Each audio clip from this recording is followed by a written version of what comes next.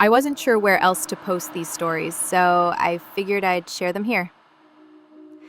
I've been an SAR officer for a few years now, and along the way, I've seen some things that I think you guys will be interested in. I have a pretty good track record for finding missing people. Most of the time, they just wander off the path or slip down a small cliff, and they can't find their way back. The majority of them have heard the old stay where you are thing, and they don't wander far. But I've had two cases where that didn't happen. Both bother me a lot, and I use them as motivation to search even harder on the missing persons cases I get called on. The first was a little boy who was out berry picking with his parents. He and his sister were together, and both of them went missing around the same time. Their parents lost sight of them for a few seconds, and in that time, both the kids apparently wandered off. When their parents couldn't find them, they called us, and we came out to search the area.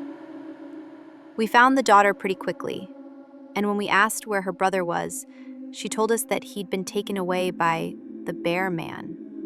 She said he gave her berries and told her to stay quiet, that he wanted to play with her brother for a while. The last she saw of her brother, he was riding on the shoulders of the bear man and seemed calm. Of course, our first thought was abduction, but we never found a trace of another human being in that area. The little girl was also insistent that he wasn't a normal man, but that he was tall and covered in hair like a bear, and that he had a weird face. We searched that area for weeks. It was one of the longest calls I've ever been on, but we never found a single trace of that kid. The other was a young woman who was out hiking with her mom and grandpa. According to the mother, her daughter had climbed up a tree to get a better view of the forest, and she'd never come back down. They waited at the base of the tree for hours, calling her name before they called for help. Again, we searched everywhere, and we never found a trace of her. I have no idea where she could possibly have gone, because neither her mother or grandpa saw her come down. A few times I've been out on my own searching with a canine, and they've tried to lead me straight up cliffs. Not hills, not even rock faces, straight sheer cliffs with no possible handholds. It's always baffling, and in those cases we usually find the person on the other side of the cliff, or miles away from where the canine has led us. I'm sure there's an explanation, but it's sort of strange. One particularly sad case involved the recovery of a body. A 9-year-old girl fell down an embankment and got impaled on a dead tree at the base. It was a complete freak accident, but I'll never forget the sound her mother made when we told her what had happened. She saw the body bag being loaded into the ambulance, and she let out the most haunting, heartbroken wail I've ever heard. It was like her whole life was crashing down around her, and a part of her had died with her daughter. I heard from another SAR officer that she killed herself a few weeks after it happened. She couldn't live with the loss of her daughter. I was teamed up with another SAR officer because we'd received reports of bears in the area. We were looking for a guy who hadn't come home from a climbing trip when he was supposed to, and we ended up having to do some serious climbing to get to where we figured he'd be. We found him trapped in a small crevasse with a broken leg. It was not pleasant. He'd been there for almost 2 days, and his leg was very obviously infected. We were able to get him into a chopper, and I heard from one of the EMTs that the guy was absolutely inconsolable. He kept talking about how he'd been doing fine, and when he'd gotten to the top, a man had been there. He said the guy had no climbing equipment, and he was wearing a parka and ski pants. He walked up to the guy, and when the guy turned around, he said he had no face. It was just blank. He freaked out and ended up trying to get off the mountain too fast, which is why he'd fallen. He said he could hear the guy all night climbing down the mountain and letting out these horrible muffled screams. That story bothered the hell out of me. I'm glad I wasn't there to hear it. One of the scariest things I've ever had happen to me involved the search for a young woman who'd gotten separated from her hiking group. We were out until late at night because the dogs had picked up her scent. When we found her, she was curled up under a large, rotted log. She was missing her shoes and pack, and she was clearly in shock, She didn't have any injuries, and we were able to get her to walk with us back to base ops. Along the way, she kept looking behind us and asking us why that big man with black eyes was following us. We couldn't see anyone, so we just wrote it off as some weird symptom of shock. But the closer we got to base, the more agitated this woman got. She kept asking me to tell him to stop making faces at her. At one point, she stopped and turned around and started yelling into the forest, saying that she wanted him to leave her alone. She wasn't going to go with him, she said, and she wouldn't give us to him. We finally got her to keep moving, but we started hearing these weird noises coming from all around us. It was almost like coughing, but more rhythmic and deeper. It was almost insect-like. I don't really know how else to describe it. When we were within sight of base ops, the woman turns to me, and her eyes are about as wide as I can imagine a human could open them. She touches my shoulder and says, "He says to tell you to speed up. He doesn't like looking at the scar on your neck." I have a very small scar on the base of my neck, but it's mostly hidden under my collar, and I have no idea how this woman saw it. Right after she says it, I hear that weird coughing right in my ear, and I just about jumped out of my skin. I hustled her to ops, trying not to show how freaked out I was, but I have to say, I was really happy when we left the area that night. This is the last one I'll tell, and it's probably the weirdest story I have. Now, I don't know if this is true in every SAR unit, but in mine, it's sort of an unspoken, regular thing we run into. You can try asking about it with other SAR officers, but even if they know what you're talking about, they probably won't say anything about it. We've been told not to talk about it by our superiors, and at this point, we've all gotten so used to it that it doesn't even seem weird anymore. On just about every case where we're really far into the wilderness, I'm talking 30 or 40 miles, at some point, we'll find a staircase in the middle of the woods. It's almost like if you took the stairs in your house, cut them out, and put them in the forest.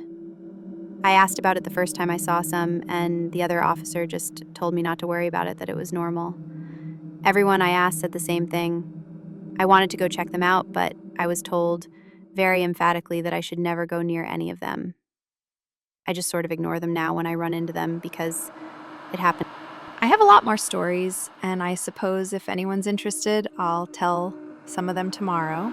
If anyone has any theories about the stairs, or if you've seen them too, let me know. So I logged back on tonight and was blown away by the staggering amount of interest this seems to have generated. First off, I'll address a few things that you guys have brought up. There's been an overwhelming amount of people mentioning the similarity between some of my stories and those of David Paulides. I assure you I'm not trying to rip him off in any way. I've got nothing but respect for the guy. He's actually what inspired me to write this, because I can verify a lot of the things he talks about. We do have a lot of these strange missing persons cases, and most of the time they aren't solved. Either that, or we find them in places they have no business being. I personally haven't been on many calls like that, but I'll share a few that I've seen, and a story my friend told me that relates to this. There was a lot of feedback about the stairs, so I'll touch on that briefly here, and I'll also include a story. They come in a variety of shapes, sizes, styles, and conditions. Some are pretty dilapidated, just ruins, but others are brand new. I saw one set that looked like they came from a lighthouse. They were metal and spiral, almost old-fashioned. The stairs don't go up infinitely, or farther than I can see, but some sets are taller than others. Like I said before, just imagine the stairs in your house, as if someone cut and pasted them in the middle of nowhere. I don't have any pictures. It's never really occurred to me to try again after the first time, and I don't really feel like risking my job over it. I'll try again in the future, but I can't really promise anything. A few people expressed confusion about the guy who ran into the man with no face. Just to clarify, when the climber ascended and reached the top of this peak, he saw another man in a parka and ski pants. This was the man with no face. Sorry about the confusing wording of that story. I'll try to avoid that in the future. Alright, on to the new stories. As far as missing persons go, I'd say about half the calls I get are related to that. The others are rescue calls. People who fall down cliffs and hurt themselves, get injured by fire. You wouldn't believe how often this happens, mostly drunk kids, get bitten or stung by animals or insects. We're a tight team, and we have veterans who are excellent at finding signs of lost people. That's what makes these cases where we never find any trace of them so frustrating. One in particular was upsetting for all of us, because we did find a trace of them, but it just led to more questions than answers. An older man had been hiking alone on a well-established trail, but his wife called to say that he hadn't come home when he should have. Apparently he had a history of seizures, and she was worried that he hadn't taken his medication and had suffered one out on the trail. Before you ask, I have no idea why he thought it was okay to go out alone, or why she didn't go with him. I don't ask about that kind of thing because past a certain point, it really doesn't matter. Someone is missing, and it's my job to find them. We went out in a standard search formation, and it wasn't long before one of our vets found signs that the guy had gone off the trail. We grouped up and followed him, spreading out in a fan to make sure we were covering as much ground as possible. Suddenly, a call comes over the radio telling us to all head back to the vet's location, and we come right away because this usually means the missing person is injured, and we need a full team to help get them out safely. We meet back up, and the vet is just standing at the base of a tree with his hands on the sides of his head. I ask my buddy what's going on, and he points up into the branches of this tree. I almost couldn't believe what I was seeing, but there's a walking stick dangling from a branch at least 30 feet off the ground. The little strap thing on the handle has been looped around the branch, and it's just hanging there. There's no way the guy could have tossed it up that far, and we don't see any other signs that he's still in the area. We call up into the tree, but it's obvious no one's in it. We're all just sort of left scratching our heads. We keep searching for the guy, but we never find him. We even bring our canines out, but they lose his scent long before this tree. Eventually the search is called off because there are other calls we have to attend to, and past a certain point there's not much we can do. The guy's wife called us every day for months, asking if we'd found her husband, and it was heartbreaking to hear her get more and more hopeless each time. I'm not sure why this call in particular was so upsetting, but I think it was just the sheer improbability of it. That and the questions that were raised. How the hell had this guy's cane ended up there? Did someone kill him and toss that up there as some weird trophy? We did our best to find him, but it was almost like a taunt. We still talk about that one from time to time. Missing kids are the most heartbreaking. Doesn't matter what circumstances they go missing under, it's never easy, and we always dread the ones we find deceased. It's not common, but it does happen. David Paulides talks a lot about kids our teams find in places they shouldn't be, or couldn't be. I can honestly say I've heard about this kind of thing happening more than I've seen it, but I'll share one of the ones that I think about a lot that I witnessed personally. A mother and her 3 kids were out for a picnic in an area of the park that has a small lake. One is 6, one is 5, and the other is about 3. She's watching them all really closely, and according to her, she never lets them out of her sight at any time. She never saw anyone else in the area either, which is important. She packs their stuff up and they start to head back to the parking area. Now, this lake is only about 2 miles into the woods, and it's on a very clearly established trail. It's almost impossible to get lost getting from the parking area to it, unless you're deliberately going off the path like an imbecile. Her kids are walking in front of her, when she hears what sounds like someone coming up the path behind her. She turns around, and in the 4 or so seconds she's not looking, her 5-year-old son vanishes. She figures he's stepped off the trail to pee or something, and she asks her other 2 where he went. They both tell her that a big man with a scary face came out of the woods next to them, took the kid's hand, and led him into the trees. The 2 remaining kids don't seem upset. In fact, she says later that it seems like they've been drugged. They're sort of spacey and fuzzy. So of course she freaks out, starts looking frantically in the area for her kid. She's screaming his name, and she says at one point she thinks she heard him answer her. Now obviously she can't go blindly running into the woods, she's got the other 2 kids, so she calls the police and they send us out immediately. We respond, and we start the search for him. Over the course of this search, which spans miles, we never find a single trace of the kid. Canines can't pick up any scent. We don't find any clothing or broken bushes or literally anything that would signify a child being there. Of course, there's suspicion about the mother for a while, but it's pretty clear that she's completely destroyed by the whole thing. We looked for this kid for weeks, with a lot of volunteer help. But eventually the search peters out and we have to move on. The volunteers keep searching though, and one day we get a call on the radio letting us know that a body has been found and needs to be recovered. They tell us the location and none of us can believe it. We figure it has to be a different kid. But we go out there about 15 miles from the site where he vanished, and sure enough, we find the body of the kid we've been looking for. I have been trying to figure out how this kid got where he did ever since we found him, and I've never come up with an answer. A volunteer just happened to be in the area, because he figured he might as well look in places no one else would think to on the off chance the body had been dumped. He comes to the base of a tall, rocky slope, and halfway up, he sees something. He looks through his binoculars and sure enough, it's the body of a little boy, stuffed in a little opening in the rock. He recognizes the color of the kid's shirt, so he knows right away that it's the missing boy. That's when he calls it in, and we're dispatched. It took us almost an hour to get his body down, and none of us could believe what we were seeing. Not only was this kid 15 miles from where he'd started, there was no possible way he could have gotten up there on his own. This slope is treacherous, and it's hard even for us with our climbing gear. A 5-year-old boy had no way of getting up there, of that I'm certain. Not only that, but the kid doesn't have a scratch on him. His shoes are gone, but his feet aren't damaged or dirty. So it wasn't as if an animal dragged him up there. And from what we can tell, he hasn't been dead that long. He'd been out there over a month by that point, and it looked like he'd only been dead for, at most, a day or two. The whole thing was unbelievably strange, and was one of the most disconcerting calls I've ever been on. We found out later that the coroner determined the kid had died from exposure. He'd frozen to death, probably late at night 2 days before we found him. There were no suspects and no answers.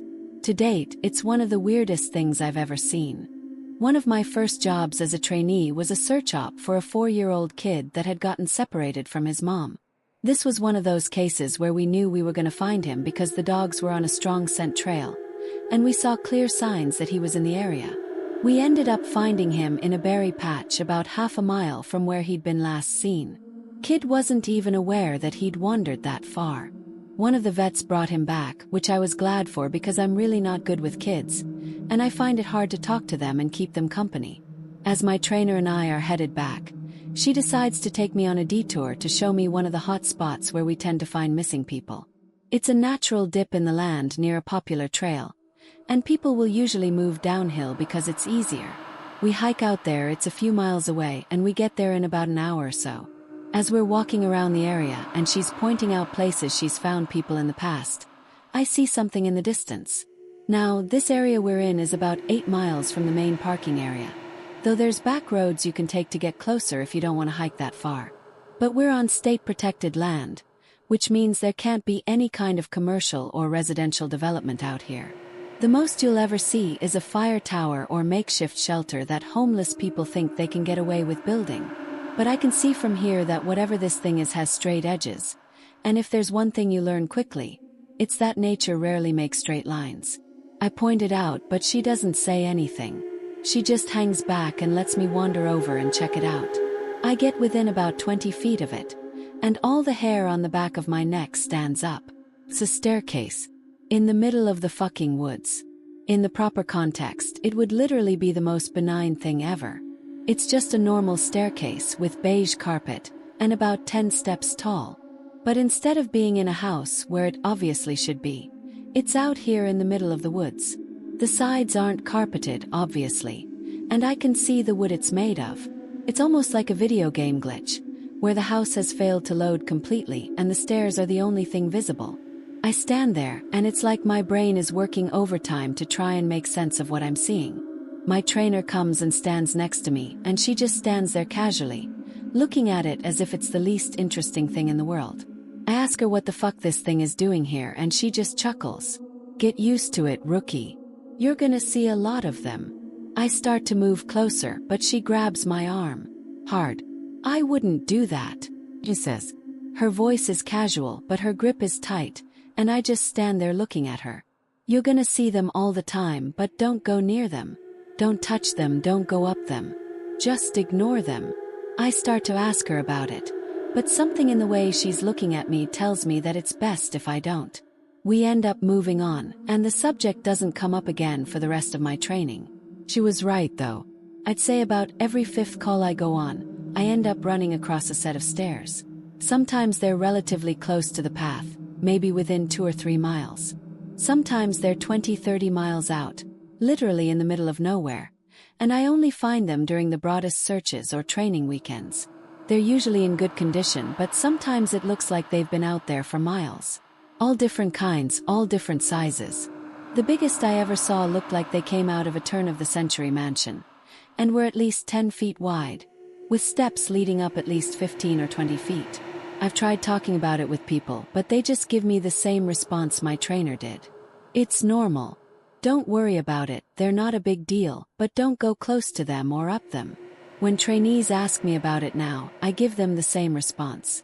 I don't really know what else to tell them. I'm really hoping someday I get a better answer, but it hasn't happened yet.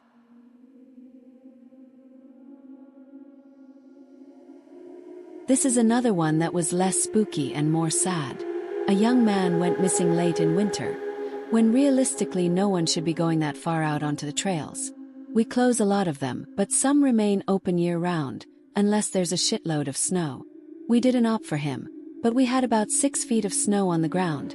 It was an unusually heavy snow year, and we knew it wasn't likely that we'd find him until spring when the thaw came. Sure enough, when the first big thaw came, a hiker reported a body a little ways off the main trail. We found him at the base of a tree, in a pile of melted snow. I knew right away what had happened, and it scared the living shit out of me. Most of you who ski or snowboard or spend any amount of time on a mountain will probably have guessed too. When snow falls, it doesn't collect as thick in the areas beneath the branches. It happens most with fir trees, because they have a sort of closed umbrella shape. So what you end up with is a space around the base of a tree that's filled with a mixture of loose, powdery snow, air, and branches. They're called tree wells, and they're not immediately obvious if you don't know what you're looking for. We put up signs in the welcome center, big ones, letting people know how dangerous they are. But every year that we get an unusual amount of snow, at least one person doesn't read them or doesn't take the warning seriously, and we find out about it in spring. My best guess is that this young man was hiking and got tired, or maybe a cramp from walking in the deep snow. He went to go sit at the base of the tree, not knowing that there was a tree well, and fell in. He got stuck with his feet up, and the surrounding snow caved in around him. Unable to free himself, he suffocated. It's called snow immersion suffocation, and it doesn't usually happen except in really deep snow. But if you get stuck in a weird position like this guy did, even 6 feet of snow can be lethal. What scared me the most was imagining how he must have struggled. Upside down in the freezing cold, he didn't die quickly.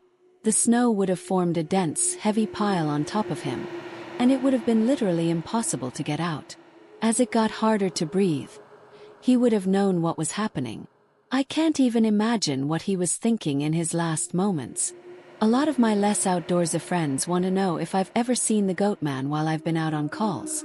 Unfortunately, or I guess fortunately, I've never had anything quite like that happen. I guess the closest was the whole black-eyed man thing, but I didn't see anything. However, there was one call where I had something kind of similar happen, but I'm not sure I'm willing to chalk it up to the goat man. We'd gotten a report that an older woman had fainted along one of the trails, and needed assistance getting back down to the main area. We hike up to where she's at, and her husband is just beside himself. He runs, well, I guess more jogs to us, and tells us that he was a little ways off the trail looking at something when his wife starts screaming behind him. He runs back to her and she's passed out on the trail. We get her on a backboard, and as we're getting her down to the welcome center, she comes to and starts screaming again. I calm her down and ask her what happened. I can't remember verbatim what she said, but essentially what happened was this. She'd been waiting for her husband when she started hearing this really strange sound. She said it sounded sort of like a cat, but it was off somehow and she couldn't quite figure out why. She went a little ahead to try and hear it better, and it sounded like it was coming closer. She said the closer it got, the more uneasy she was, until she finally figured out what was wrong. I do remember this next part because it was so weird that I don't think I could forget it if I tried. It wasn't a cat. It was a man saying the word meow over and over. Just meow, meow, meow. But it wasn't a man, it couldn't have been, because I've never heard a man make his voice buzz like that. I thought my hearing aid was going out, but it wasn't. I adjusted it and it still sounded all buzzy. It was awful. He was coming closer, but I couldn't see him. And the closer he got, the more scared I was. And the last thing I remember was a shape coming out of the trees. I guess that's when I fainted. Now, obviously I'm a little perplexed as to why a guy would be out in the fucking woods chanting meow meow at people. So once we get down the mountain, I tell my superior that I'm gonna go search the area to see if I can find anything. He gives me the go-ahead, and I grab a radio and hike back to where she fainted. I don't see anyone, so I keep going about a mile more, and when I head back I go off the trail, to see if I can figure out where she saw him coming from. It's almost sunset by this point, and I don't have any desire to be out at night alone, so I just sort of write it off and make a mental note to check it out again tomorrow. But as I'm headed back, I start to hear something in the distance. I stop and I call out for anyone in the immediate area to identify themselves. The sound didn't come closer or get louder, but it sounded exactly like a man saying, meow meow, in this really odd monotone. As comical as it makes it sound, it was almost like that guy on South Park with the electrolarynx, Ned. I go off the trail in the direction I think it's coming from, but I never seem to get closer. It's almost like it's coming from all directions. Eventually, it just sort of fades out and I ended up going back to the welcome center. I didn't get any further reports like that, and even though I went back to that area, I never heard that exact sound again. I suppose it could have been some stupid kid out there fucking with people, but even I have to admit it was weird. So this kind of turned into a massive wall of text, and for that I apologize. I wanted to get to the stories my friend told me, and he does have some good ones, so I'll post those tomorrow evening. I also have a few more of my own I think you guys will like. I'm sorry to keep you all in suspense again. Hopefully the stories here make up for it and help you get through the next 24 hours until I can post again. Edit. Since it seems like all of you would like to hear more, tomorrow I'll write up as many stories as I can and do a massive post. I'll include my friends' stories, and I'll see if I can't get a hold of a few more people who might have interesting things to talk about. I just wasn't sure how people felt about big huge walls of text, but if you're all okay with it, I'll post lots of stories. Well, once again, you guys have blown me away with your staggering amount of responses to my stories. There's no way I can respond to each of you individually, so I'm just going to address some common things again, and then move on to the stories. I'm going to write as many as I can think of, in addition to my friends' stories, and I will probably not update again until I get a chance to answer some questions that I myself have from my superiors. Alright, so the common questions I found you all had. I am not comfortable talking about where exactly I work, unfortunately. In all reality, some of the things I've mentioned here could get me in a lot of trouble or fired. So it's best if I just don't discuss too much. I will say that I'm in the United States, and in an area that is comprised of a great deal of wilderness. We're talking hundreds of miles of thick forest, with a mountain range and a few lakes. There is still a great amount of interest in the stairs, and luckily for you guys, my friend has a story that I think you'll all be very interested in. I'll go into that more at the end of this update. As for whether or not I have ever thought of asking my superiors about them, I have, but again, I don't want to risk my job. However, one of my former superiors no longer works as an SAR officer, and it's possible that he may be willing to talk to me about it. I'll be speaking to him later in the week, and I will let you all know what comes of that. As far as advice on becoming an SAR officer goes, I think the best advice I can give is to contact your local Forest Service office and see if they offer training courses, or what the qualifications are. I've been doing this for years, and I started out as a volunteer helping on SAR operations. It's a great job, despite the occasional tragic situations, and I wouldn't want to do anything else. Alright, let's move on to the stories. The first happened on a case that I went out on right after I got out of training, and was still pretty new to everything. Before I took this job, I was a volunteer, so I had a basic idea of what to expect. But on those calls, you're mostly dealing with finding lost people after vets have found signs of them. As an SAR officer, you go out for all kinds of cases, from animal bites to heart attacks. This case got called in early in the morning, from a young couple who were up on one of the trails that goes by the lake. The husband was completely hysterical, and we couldn't really figure out what was going on. We could hear the woman screaming in the background, and he was begging us to come up there right away. When we get there, we see him holding his wife, and she's got something in her arms. She's screaming these awful, almost animal-like screams, and he's sobbing. He sees us and he screams at us to help them, to please get an ambulance up there. Now obviously we can't just drive an ambulance up the walking path, so we ask him if his wife needs help, or if she can walk on her own. He's still hysterical, but he manages to tell us that it's not his wife that needs help.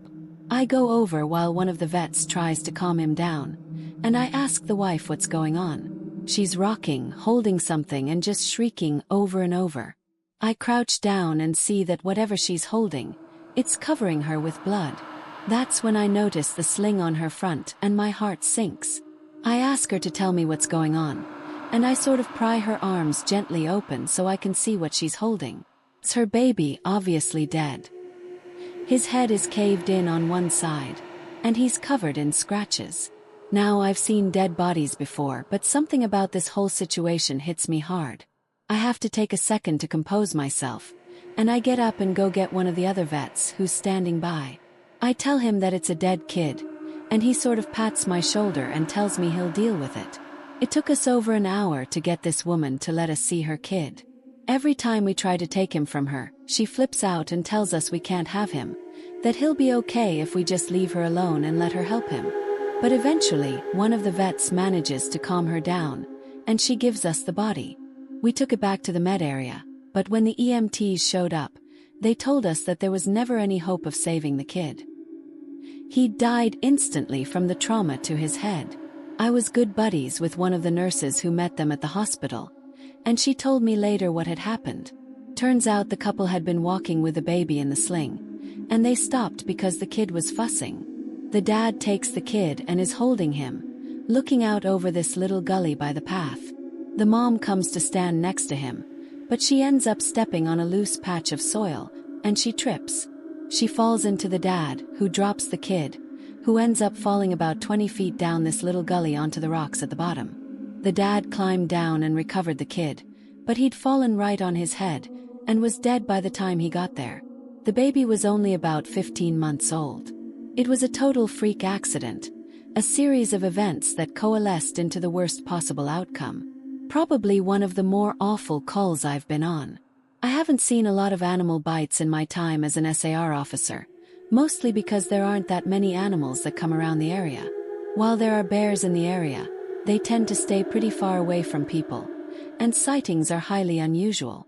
Most of the animals you'll see are small ones like coyotes, raccoons, or skunks. What we do see frequently, though, are moose. And let me tell you, moose are nasty fuckers. They'll chase after anything for any reason, and God help you if you get in between a female and its baby. One of the more amusing calls was of a guy who'd gotten chased down by an absolutely massive male moose, and was stuck up a tree. Took us almost an hour to get him down, and when he was finally on solid ground again, he looks at me and says, "God damn, them fuckers is big up close." I guess that's not really a scary story, but we still laugh about that one. I honestly don't know how I'd forgotten this story, but it is by far the scariest thing that's happened to me. I guess maybe I've tried so long to forget about it that it just didn't come to mind right away. As someone who spends literally all of their time in the woods, you don't ever want to let yourself get scared of being alone, or out in the middle of nowhere. That's why when you have experiences like this, you tend to just forget about them and move on. This is, to date, the only thing that's ever made me really seriously consider if this job is the right one for me. I don't really like talking about it much, but I'll do the best I can to remember it all. As I recall, this took place right at the end of spring. It was a typical lost child call. A 4-year-old girl had wandered away from her family's campsite and had been missing for about 2 hours. Her parents were completely despondent and told us what most parents do. My kid would never wander away, she's so good about staying close, she's never done anything like this before. We assure the parents that we'll do everything we can to find her, and we spread out in a standard search formation. I was partnered with one of my good buddies, and we were sort of casually holding conversation while we hiked. I know it sounds callous, but you do sort of become desensitized when you've done this long enough. It becomes the norm, and I think to a certain extent you have to learn to desensitize yourself in order to work this job. We search for a good 2 hours, going well beyond where we think she'd be, and we come out of a small valley when something makes us both stop in unison. We freeze and look at each other, and there's almost a sensation like a plane depressurizing. My ears pop, and I have this odd sensation of having dropped about 10 feet. I start to ask my buddy if he felt that, but before I can, we hear the loudest sound I've ever heard in my life.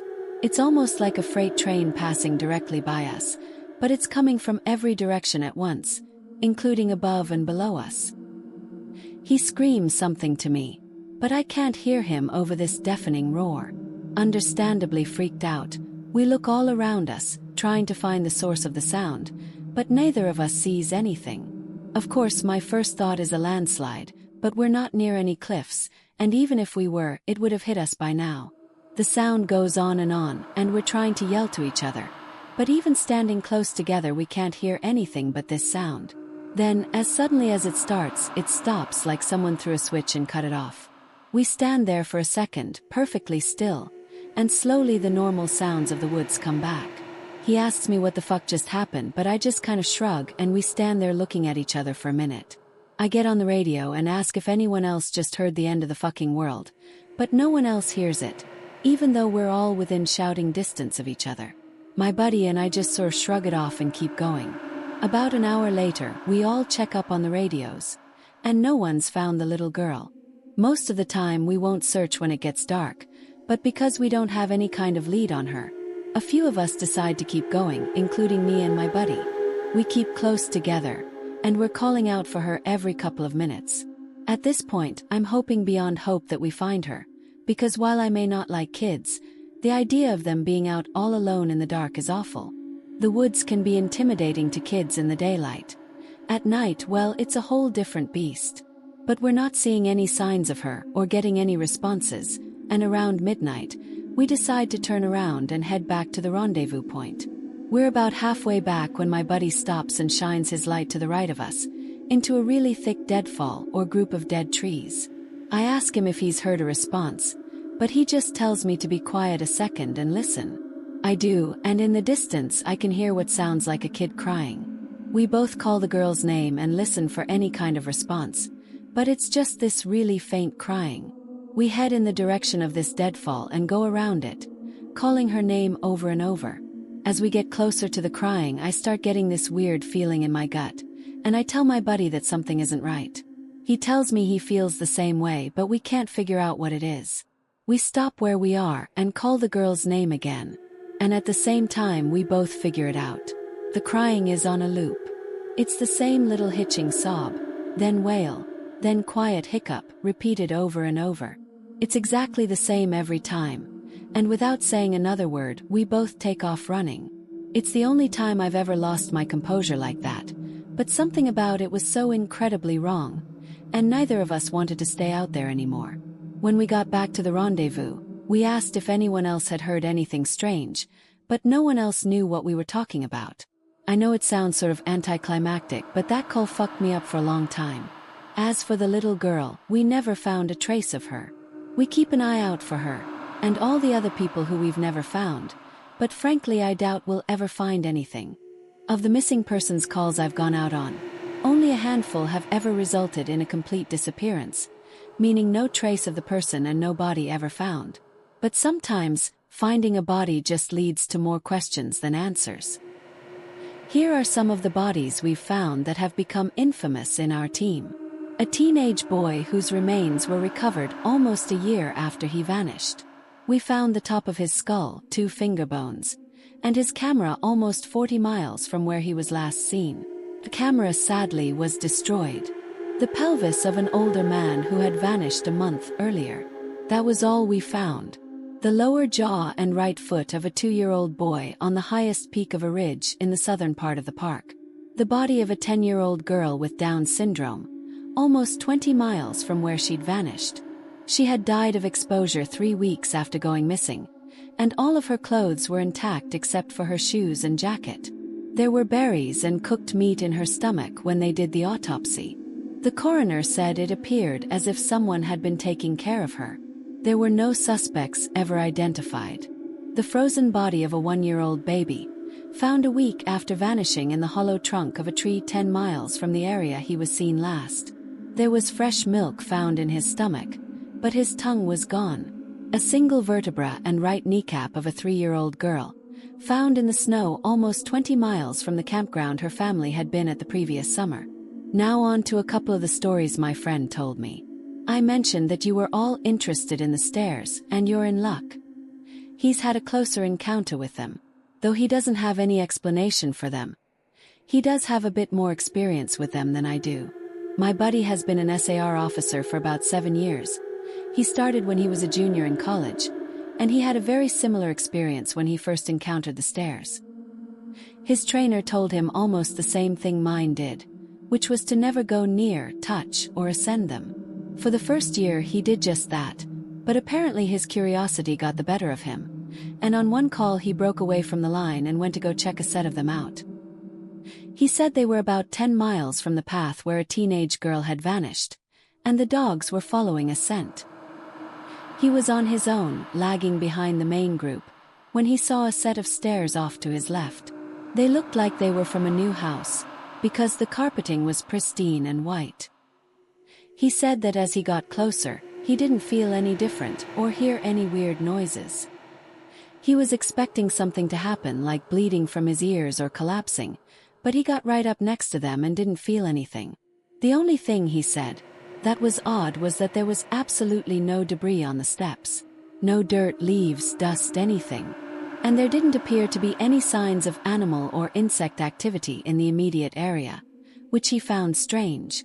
It was less like things were avoiding them, and more like they just happened to be in a relatively barren part of the forest. He touched the stairs and didn't feel anything except that sort of sticky feeling you get from new carpet. Making sure his radio was on, he slowly climbed the stairs. He said it was terrifying because the way they'd been stigmatized, he wasn't really sure what was going to happen to him. He joked that half of him expected to be teleported to some other dimension and the other half was watching for a UFO to come swooping down.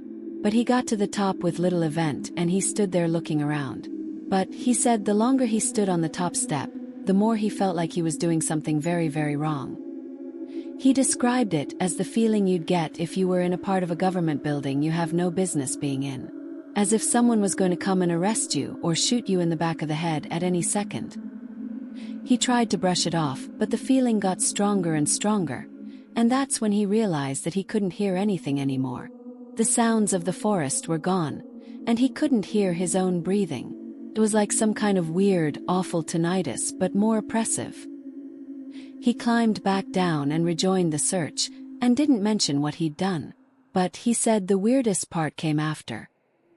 His trainer was waiting back at the welcome center after the search ended for the day, and he cornered my buddy before he could leave. He said his trainer had this look of intense anger, and he asked what was wrong. "You went up them, didn't you?" My buddy said it wasn't phrased as a question. He asked how his trainer knew. The trainer just shook his head. "Because we didn't find her. The dogs lost her scent." My buddy asked what that had to do with anything. The trainer asked how long he'd been on the stairs, and my buddy said no more than a minute. The trainer gave him this really awful, almost dead-eyed look, and told him that if he ever went up another set of stairs again, he'd be fired.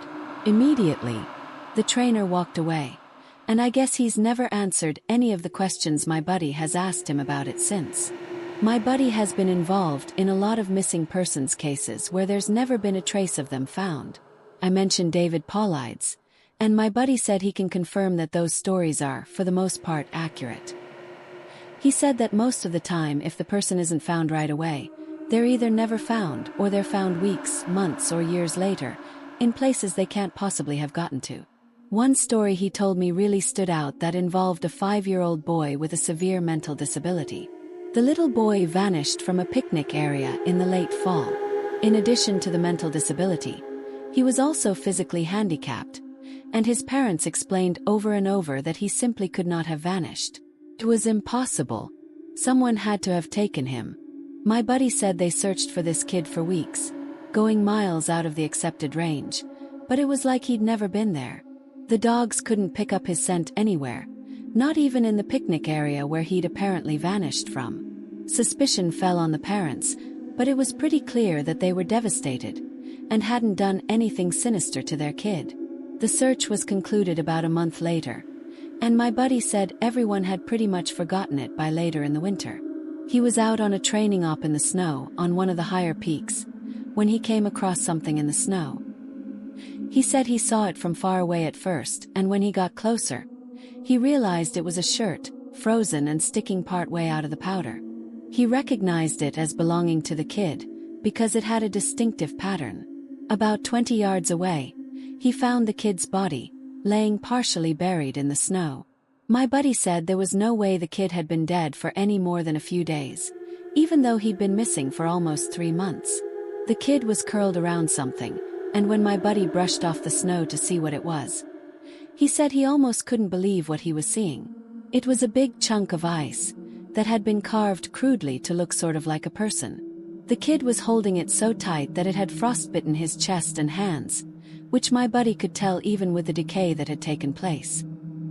He radioed the rest of the crew, and they took the body off the mountain. Now, he recapped all of this for me, and to put it simply, there was no way this kid could have both survived for almost 3 months on his own, or have gotten to this peak. There was no physical way this child could have walked almost 50 miles and ended up on the top of a goddamn mountain. To top it off, there was nothing in the kid's stomach or colon. Nothing, not even water.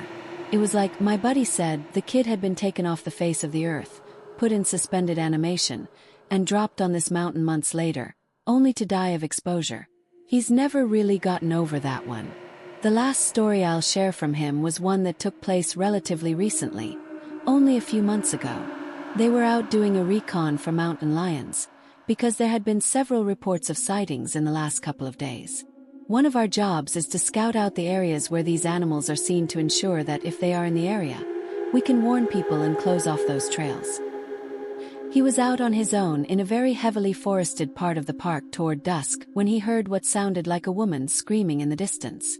Now, as most of you know, when a mountain lion screams, it sounds almost exactly like a woman being brutally murdered. It's unsettling but far from abnormal. My buddy radioed back and let ops know that he'd heard one, and that he was going to keep going to see if he could figure out where its territory started. He heard the mountain lion scream a couple more times, always from the same spot, and determined the approximate area of the mountain lion's territory. He was about to head back when he heard another scream, this time within only a few yards of him. Of course, he freaks out and starts heading back at a much faster pace, because the last thing he wants is to run into a goddamn mountain lion and get mauled to death. As he got back on the path and started heading back, the screaming followed him and he broke into a jog. When he was about a mile from ops, the screaming stopped, and he turned around to see if it was following him. It was almost night by this point, but he said in the distance, just before the path rounded a corner, he could see what looked like a male figure. He called out to them, warning them that the paths were closed, and that he needed to come back to the welcome center. The figure just stood there, and my buddy started to walk over. When he was about 10 yards away, the figure took, as he described, an impossibly long step toward him and let out the same scream my buddy had been hearing. My buddy didn't even say anything. He just turned and sprinted back to ops, never looking behind him. By the time he got back, the screaming had moved back into the woods. He didn't mention it to anyone else, just said that there was a mountain lion in the area and that they would need to close those paths until the animal could be located and moved. I'm going to end this entry here, since it's turned into a huge wall of text. I'm going to be heading out on a yearly training op tomorrow morning, so I'll be gone until early next week. I'll be meeting with a lot of former trainers and buddies who work in other areas of the park, and I'll be asking around about any stories they'd like to share. I'm so glad you guys have been interested in my stories, and once I'm back from this op, I'll continue to share them.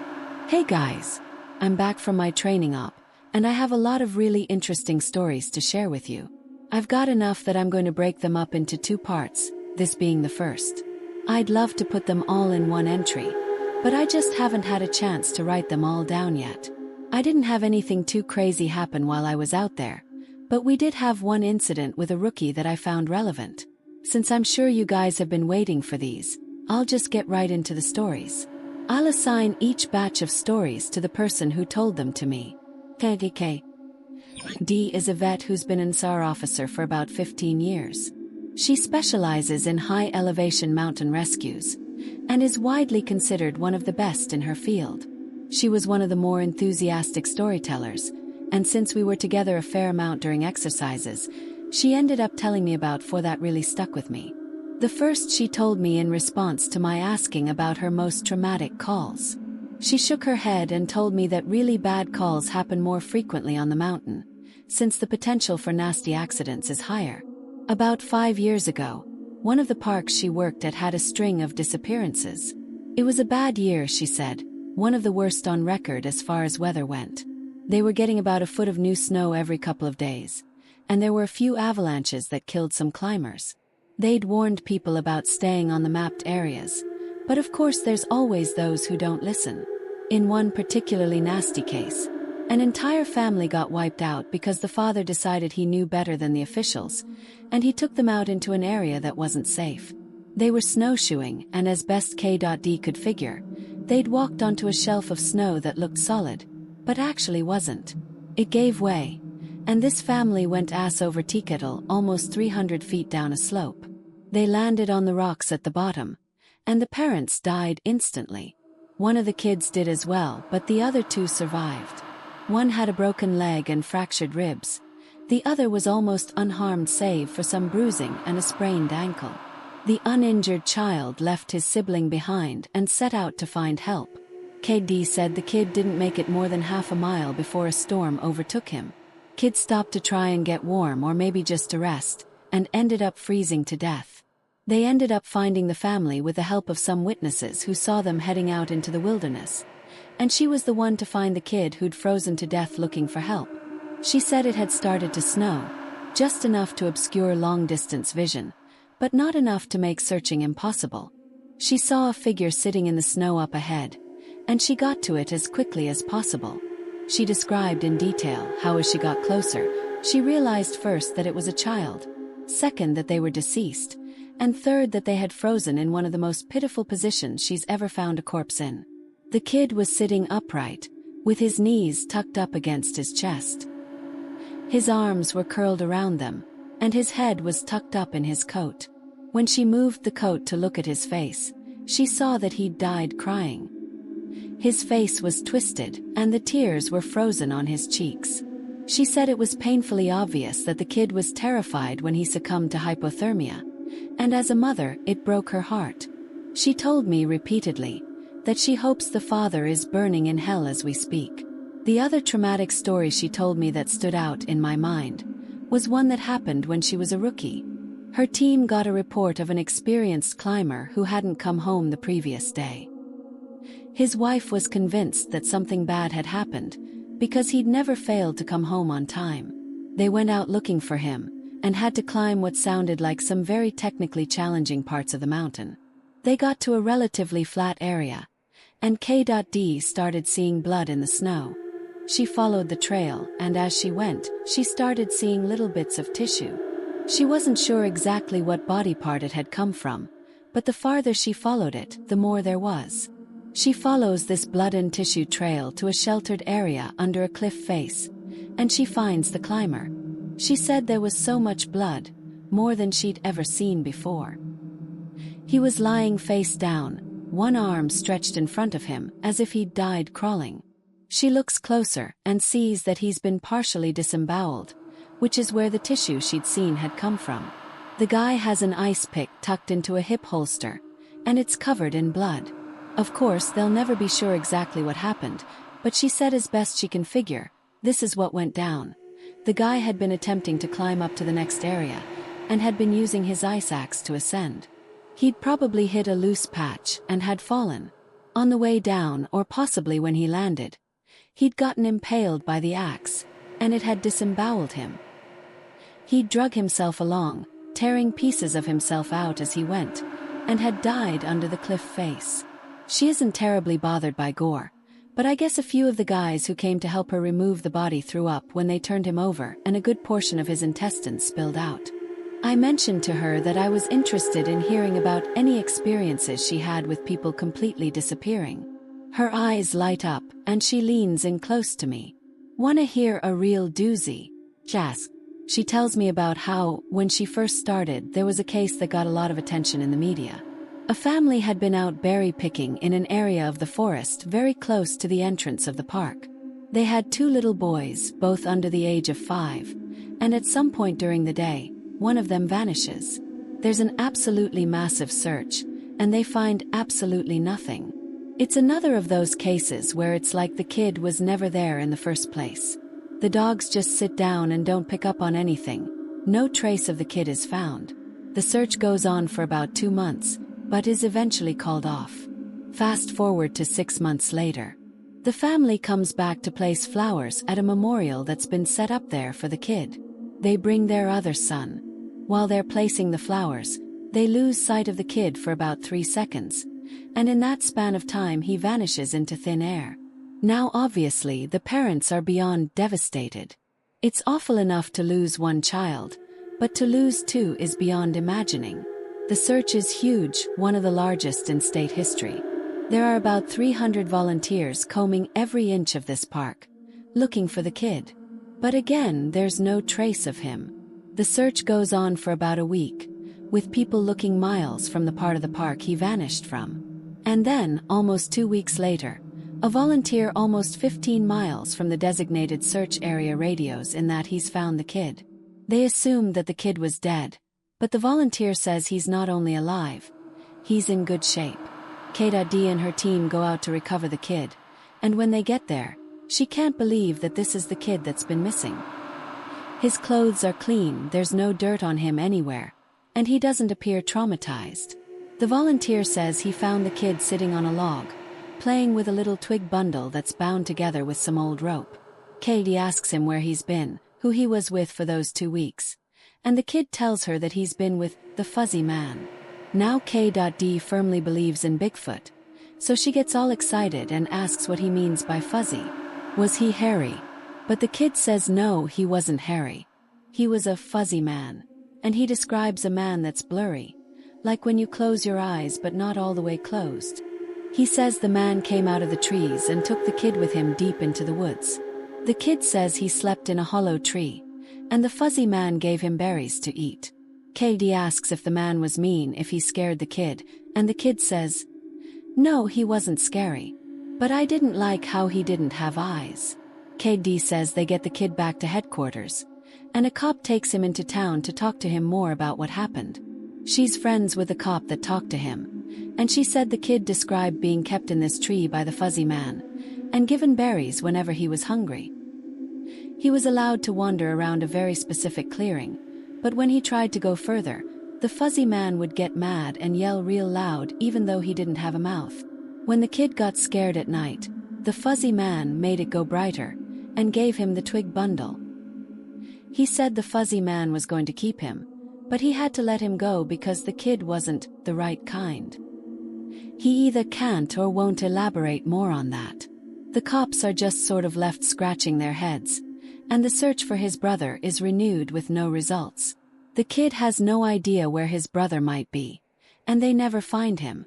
The last story that K.D told me was of something that happened to her when she got separated from her training group when she was a rookie. They were learning the basics of high elevation belaying on a well-mapped side of the mountain, and she had to use the bathroom. She went off about 50 yards from the group during a meal break, and did her business. I'll tell the rest exactly as she told it to me.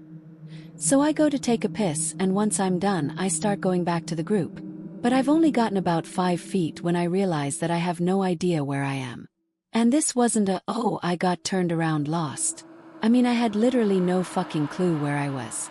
If you'd asked me, I don't even think I'd have been able to tell you what state we were in. It was sort of how I imagine people with amnesia feel, you know? You're completely lost, and you have no idea what to do. So I stood there for a while, just trying to figure out where the fuck I was and what I was supposed to do. But the longer I stand there, the more confused and turned around I get, so I started walking. As I recall, I just picked a random direction and went for it. And as I'm walking, it's just getting worse and worse to the point where I have no concept of why I'm on the mountain in the first place. I'm just trudging through the snow, and then I start hearing this voice. It's kind of inside my head almost. Like if a frog could talk, all low and croaky.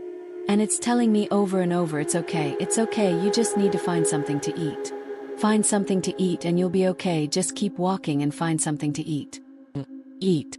So I start looking around for anything that I can eat. And I swear to God I've never felt that hungry in my whole life. It was bottomless. And I think I'd have eaten just about anything you put in front of me right then. I had no concept of time, so I had no idea how long I'd been out when I hear an actual voice coming toward me. I go toward it and see one of the other SARs, and he looks fucking terrified. He's running toward me, asking if I'm okay and what the hell I'm doing out here.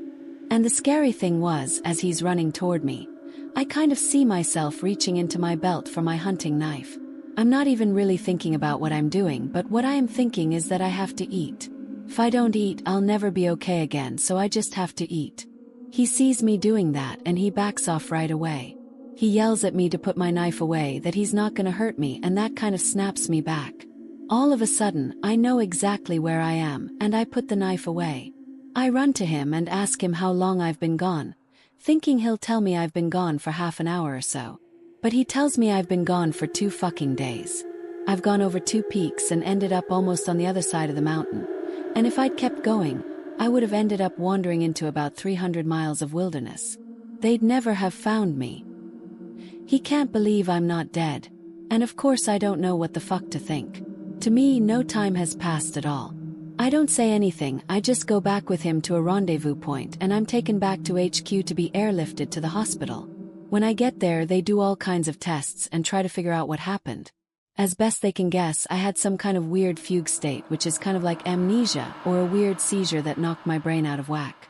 But the truth is that we really don't know. It's never happened again, but I'll tell you, ever since then I never go out there alone. People rag on me for making them come with me when I have to leave the group. But I just tell them that listening to me piss in the snow is better than losing me for 2 fucking days on a freezing mountain. The next person I talked to was E.W., a former trainer who now works as an EMT. He still comes to ops like this to help out, but doesn't work full-time for us anymore. He specialized in finding lost kids. He just seemed to have a sixth sense when it came to knowing where they'd gone. He's a legend among the more senior vets, but he gets embarrassed if you compliment him on his work. He sat down with me at dinner one evening and we ended up swapping stories. Most of them were just casual, but when we got on the subject of our weirder calls, I mentioned that I'd had a buddy who'd gone up a set of stairs. He got kind of quiet and asked me if I'd heard of a little boy who'd disappeared from his park a few years back. I hadn't, so he told me this story. They were out looking for this 11-year-old boy, Joey, who'd gone missing near a river. Of course, the first thought was that he'd fallen in and drowned, but when they brought dogs out, they led our officers away from the river and up into a very densely forested area. When we do searches for people, we search in a grid pattern, and we search every box of the grid incredibly thoroughly. What EW's team noticed right away was that a very strange pattern was emerging. Dogs in alternating boxes were picking up Joey's scent, but losing it when they overlapped with another box. If you think of a checkerboard, Joey's scent was being picked up in random black squares, but never in red. This, of course, didn't make any sense, because how could the kid bounce from area to area without leaving a scent in each place he passed? E.W and his partner pass into a new box of the grid, and E.W notices a set of stairs about 50 yards away. He tells his partner that they need to go check near it, but his partner flat out refuses. He tells E.W that he's made it a point never to go near any stairs he sees, and that while it may be routine, he's not to pretend that it's normal. He tells E.W that he'll wait in sight while E.W checks, AW says he was irritated, but he felt for the guy and didn't push him on the subject. I walked over to the stairs. They were small, kind of like stairs into a basement. I don't really feel strongly one way or the other about them, the stairs I mean, so I wasn't scared or anything. I guess I'm like everyone else, and I just prefer not to think about them too much. Anyway, I went over and I could see that there was something lying on the bottom step, sort of curled up. My hair sinks because of course you always hope for the best. And we were confident that we'd find this kid alive, because he'd only been missing for a few hours. But I knew right away that it was him, and that he was dead. He was curled up in a little ball on the step, holding his stomach. It looked like he'd been in horrible pain when he died, but I didn't see any blood, except some on his lips and chin. I radioed in that I'd found him, and we got his body back to command. That poor family, they were devastated. The parents couldn't understand how he'd be dead, 'cause he'd only been gone for such a short amount of time. And on top of that, we didn't have any obvious cause of death, which just made it worse. I figured he'd probably eaten something poisonous, since he was holding his stomach when I found him, but I didn't want to guess. It's hard enough to hear that your kid is dead, let alone have some stupid SAR guy guessing about what happened. They took him away, and I went home and tried not to think about it. I hate finding dead kids, man. I loved this job, but it's one of the reasons I left. I've got 2 daughters, and the thought of losing them that way just... He choked up a little here. I'm not great with emotional stuff like that, and it's always sort of awkward to see a grown man cry, so I didn't really know what to do. He pulled himself together eventually, though, and he kept going. We don't always hear back from the coroners about cause of death. It's not really our job to know, I guess, and sometimes if they think it's foul play they won't tell us because of legal bullshit. But I've got a friend who works for the sheriff's department, and he'll usually pass along any interesting info if I ask. In this case, though, I actually got a call from him about a week later. He asks if I remember the kid, and of course I do, and he says some seriously weird shit is going on. He tells me, "EW man, you're gonna think I'm crazy, but the coroner has no idea what happened to this kid. He's never seen anything like it." My friend goes on to tell me that when the coroner opened the kid up, he couldn't even believe what he was seeing. The kid's organs were like Swiss cheese. Quarter-sized holes were punched clean through just about every single organ this kid had, aside from his heart and lungs. But his colon, his stomach, his kidneys, and even one of his testicles were full of these clean holes. My friend said the coroner described it as if someone had taken a hole punch and punched holes out of everything. They were so neat. But the kid didn't have a scratch on him, no entry or exit wounds. The closest anyone there had ever seen, like it was a guy who'd filled himself full of buckshot a year or so back while cleaning his rifle. No one had a clue what could possibly have caused it. My friend asked me if I'd ever heard of anything like it, or if we'd had similar cases in the past. But I'd never even heard of something like that, and I told him I wasn't going to be of any help to him. As far as I know, the coroner determined the cause of death as something like massive internal bleeding, but no one knows what really happened. I've never been able to forget that kid. I have nightmares about it sometimes. I don't let my kids go into the woods alone, and when we go together I never let them out of my sight. I used to love it out here, but that case, and a couple others, just sort of ruined it for me. Dinner was over, so we started to clean up and go back to our cabins. Before we went our separate ways, he put his hand on my shoulder and looked at me really close. He tells me that there's bad things out here, things that don't care if we have families or lives, or that we can think and feel. He tells me to be careful and he walks away. I didn't a chance to talk with him again, but that story stuck with me. PB. By pure coincidence, I got to talk to another vet, P.B, who's been in this R field for years.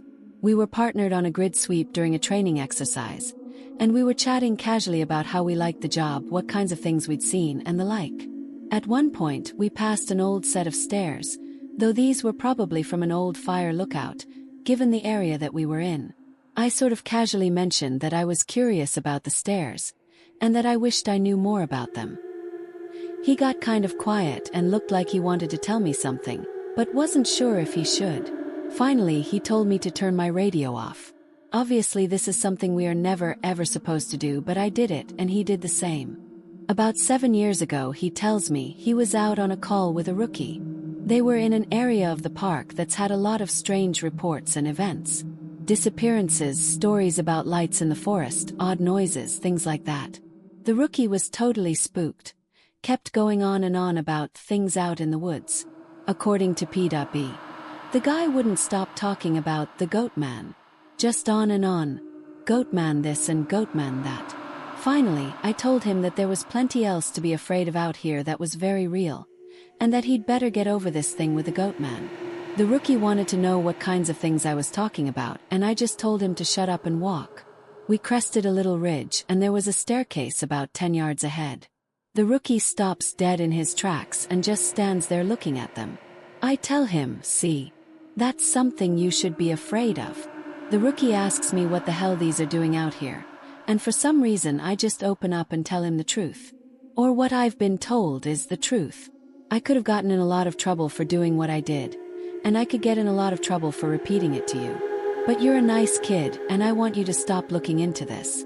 Quit while you're ahead. So I'll tell you what I know, under the condition that you never breathe a word of this to the soups. I told him I wouldn't say a word, and he double-checks that our radios are off. When I first started out, we were a little less tight-lipped about them and other things that happen out here. We warned people before they were even hired that there was weird shit going on. I guess the Forest Service was tired of having such a massive turnover rate, and they wanted people to know what they were getting into. So they started having people sign these agreements that they wouldn't go to the media about what they were going to see. The FS didn't want to scare people away. So the last thing they needed were spooked rookies running off to the media with stories of ghosts and haunted stairs. But eventually, they found that the agreements weren't necessary. People not only didn't want to talk about what they saw, they wouldn't. A few times, media tried to talk to people when kids or hikers would disappear, and no one would say a word. I can't really explain it. I guess we just don't really want to admit anything is wrong. This is our job, to be out in the woods every single day. We don't need to be spooked, and the best way to avoid that is to pretend like everything's okay. So I'll tell you everything I can think of, and after that I'm done talking about it for good. And I expect you not to bring it up around me, ever. The stairs have been out here as long as the parks have existed. We have records going back decades describing them. Sometimes people go up them and nothing happens. Other times, look, I really don't like talking about this, but sometimes really bad shit happens. I saw one guy get his hand sliced clean off when he got to the top step. He reached out to touch a tree branch, and it happened so fast. 1 second his hand was there, and the next it was gone. Completely clean wound. We didn't find his hand, and the guy almost died. Another time, a woman touched one of the stairs, and a blood vessel in her brain exploded. Literally exploded like a water balloon. She sort of stumbled down and came over to me, and all she got out was, "I think something is wrong with me." She dropped like a sack of flour, dead before she hit the ground. I'll never forget the way the blood leaked into the inside of her eye. Before she died, I watched it turn red. I watched it happen, and there wasn't a single thing I could do to help. We warn people not to go anywhere near them, but there's always at least one idiot who does. And even if nothing happens to them, something bad always happens. Kids go missing as we're on their trail. Someone dies the next day, cut in half in a completely safe part of the park. I don't know why, but something bad always happens. I don't know exactly why they're out here, but it doesn't matter. They're here, and if we were smart, we'd tell our new officers exactly what they're capable of. We were both quiet for a little while. I was afraid to talk because I wasn't sure if he was done. He looked like he wanted to say something else. Finally he spoke up again. "Have you ever noticed how you can't find the same ones twice?" I nodded, expecting him to continue. But he just stayed quiet, walking alongside me. And eventually he started a story about the biggest deer he'd ever seen in the park. I didn't bring up the subject again, and I didn't press him for any more stories. He dropped out of the op the next day. Apparently he left before the sun came up. He said he was sick. None of us have heard from him since he left. I'm going to stop here for the time being. I'll try and post the next part in the coming days, but what with it being the end of summer, things are pretty busy here. Thanks for the continued interest, guys. You've really awakened this curiosity in me that I didn't know I had. I apologize for the short update, guys. Things have gotten a little crazy around here, and I'm not sure how often I'll be able to update going forward. I really appreciate all the support you guys have given me, and while I only have a couple of stories to share with you, I'll be interested to see what you all think. A firefighter who was helping us at the training op told me about a call he'd gone on, supposedly to help rescue a kid from an absolutely massive tree. He said they didn't give him details, just that they needed him to come out and help because they lacked the proper equipment. He'd been called out specifically because this thing was so huge that the SARS didn't feel safe trying to climb it. He'd been a tree trimmer before joining the VFD, so it was easy enough for him to grab his old equipment and come help out. He was let out about 2 miles, and the team stopped at one of the biggest trees in the area and pointed up. He laughed and asked the op captain how the kid had gotten up there, made some joke about the old cat in a tree thing, but the captain just shook his head and told him to get up there and get the kid down. He said he knew something was up, but he didn't push it. He said that as he climbed this tree, he started wondering if they were playing a prank on him. There was no way this kid should have been able to climb this fucking thing. It was massive at the base, but about halfway up it started tapering, and I almost had to turn back a few times because I really didn't think it was gonna hold me. But he said he kept going, and when he was just about at the top, he saw a flash of blue in the branches. I saw the kid's shirt sort of caught in a branch, and I called out to him and told him to come near me if he could, but he didn't say anything. I kept moving, calling the kid's name and telling him not to be scared, that I was there to help him. By the time I got to him, I knew he wasn't gonna answer me. I found him, or what was left of him, cradled in the fork of a branch, and the fact that he was up there was sheer luck. If he'd fallen any other way, he'd have come crashing down. It wouldn't have mattered though, because this kid was dead long before he ended up in that tree. I don't know who put him there or how or why, but it was fucking sick. Kid's intestines had popped out of his mouth, and were hanging in the branches. It was like some sick fucking Christmas tree, the way they were draped all over everything. I got a better look and saw they'd even popped out of his ass. His guts were hanging out the bottom of his pants. His eyes were gone, I assume shoved out from whatever force caused him to fucking pop like a stress ball. You ever seen a body that's been floating in water for a long time? How their tongues kind of swell up and stick out? His was like that. I remember because there were flies crawling all over it. I think I must have gone into shock because, man, I just pushed that kid down with a stick I broke off a branch. Just kind of poked him until he fell. I don't know why I did that. I almost lost my job because of that. But man, the thought of hauling that kid down over my shoulder the whole way, gathering his guts up and coiling them around me like rope so they wouldn't get snagged. Couldn't do it. I've seen a lot of dead kids. More than I'd ever admit. I've seen a kid who hid in a full bathtub during a house fire, boiled him alive, turned him into literal soup. I don't know what did this, but the thought of touching that kid's body made me feel like I was gonna lose my mind. I heard him hit the ground and I figured everyone would freak out, but they knew he was dead when they sent me up there. They didn't say anything, but they didn't shout or freak out or anything. I got to the bottom and I started to get up in the captain's face, asking him who he thought he was sending me up there when they knew damn well the kid was dead. But he just told me it was none of my concern, and thanked me for getting the evidence down. I remember he said that. I remember it specifically because it was so weird to hear it phrased that way. The evidence. Like he wasn't even a person. Like he'd never been a little kid who got lost and had something fucking unspeakable happen to him. The captain had a crew lead me back out of the woods, but he and 2 others stayed behind, and I thought that was weird. Why wouldn't they have me help get the kid out? I tried asking, but the guys leading me out just told me they couldn't discuss an open case. I asked him what he thought had happened to the kid, and he got really pensive and thought about it for a bit. I would have said a crush injury based on how his guts came out like that, but with those injuries you see massive contusions under the skin, obvious trauma. This wasn't like that. It was almost like that kid got caught in a big vacuum and had his guts sucked out. But even then there was no trauma. None at all. Bothers me, man. It bothers the hell out of me. One of the vets at the training op reads No Sleep, and he recognized my stories. He knows me pretty well and we've swapped stories before. He asked if he could share something he's noticed about the stairs, and some thoughts he had. I'm really glad you decided to share these. I think it's important that people be aware of what's out there, especially since the Forest Service is doing such a good job at covering it all up. I asked him what he meant. What do you mean? What do I mean? The lack of any kind of media attention. No coverage of missing kids, or bodies found miles from where they got lost in the first place. David Paulides hit this right on the head. The FS is doing everything they can to keep people coming here, even if it isn't safe. I mean, to be fair, it's not like these things happen every day.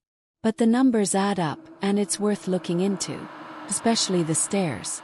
I was surprised you didn't mention the flipped ones. I didn't know what he was talking about. I couldn't remember him ever talking about something like that. He seemed somewhat incredulous. Dude, I can't believe you've been on this long without seeing them. No one told you about them. I shrugged and asked him to elaborate. Well, there's the normal stairs, the ones that pop up when we're out a ways. I know you know about them. But sometimes I've run across ones that are flipped upside down. I guess it would be like if you had a dollhouse and the stairs were a separate piece. Now take that, flip it upside down so the top step is stuck in the dirt, and put it out in the woods. They're like that. I don't see them as often, but they're odd to say the least. Makes me think of footage taken after a tornado, when houses are all blown apart and random things are left standing like chimneys and garden walls.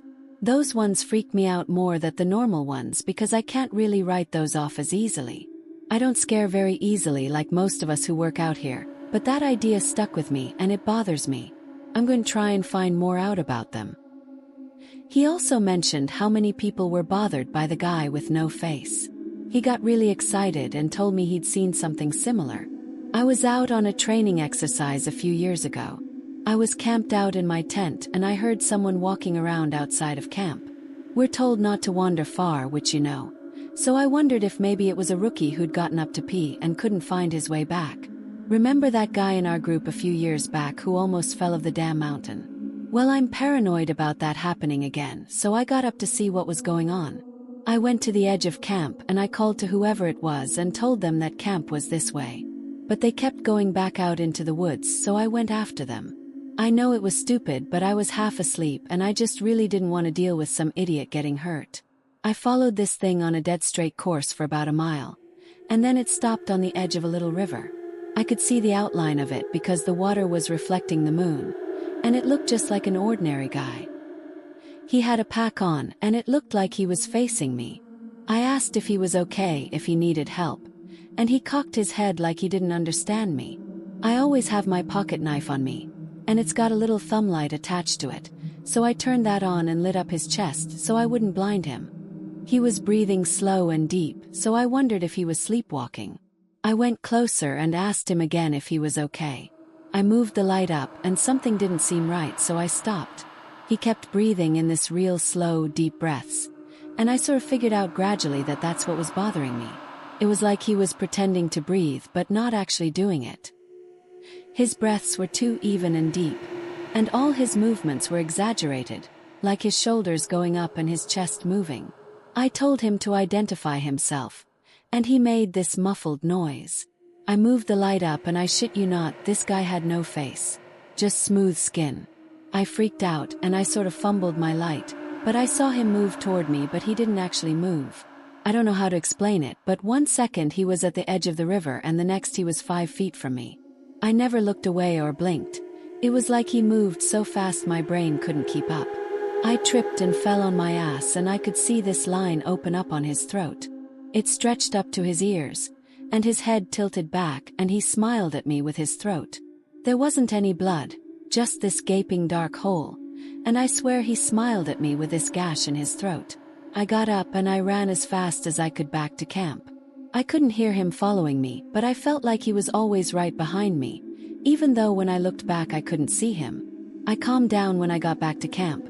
The fire was still going, and I guess that pack mentality of being with other people made me stop and breathe a little. I waited by the fire to see if he'd follow me there, but I didn't hear anything else for a few hours, so I went back to bed.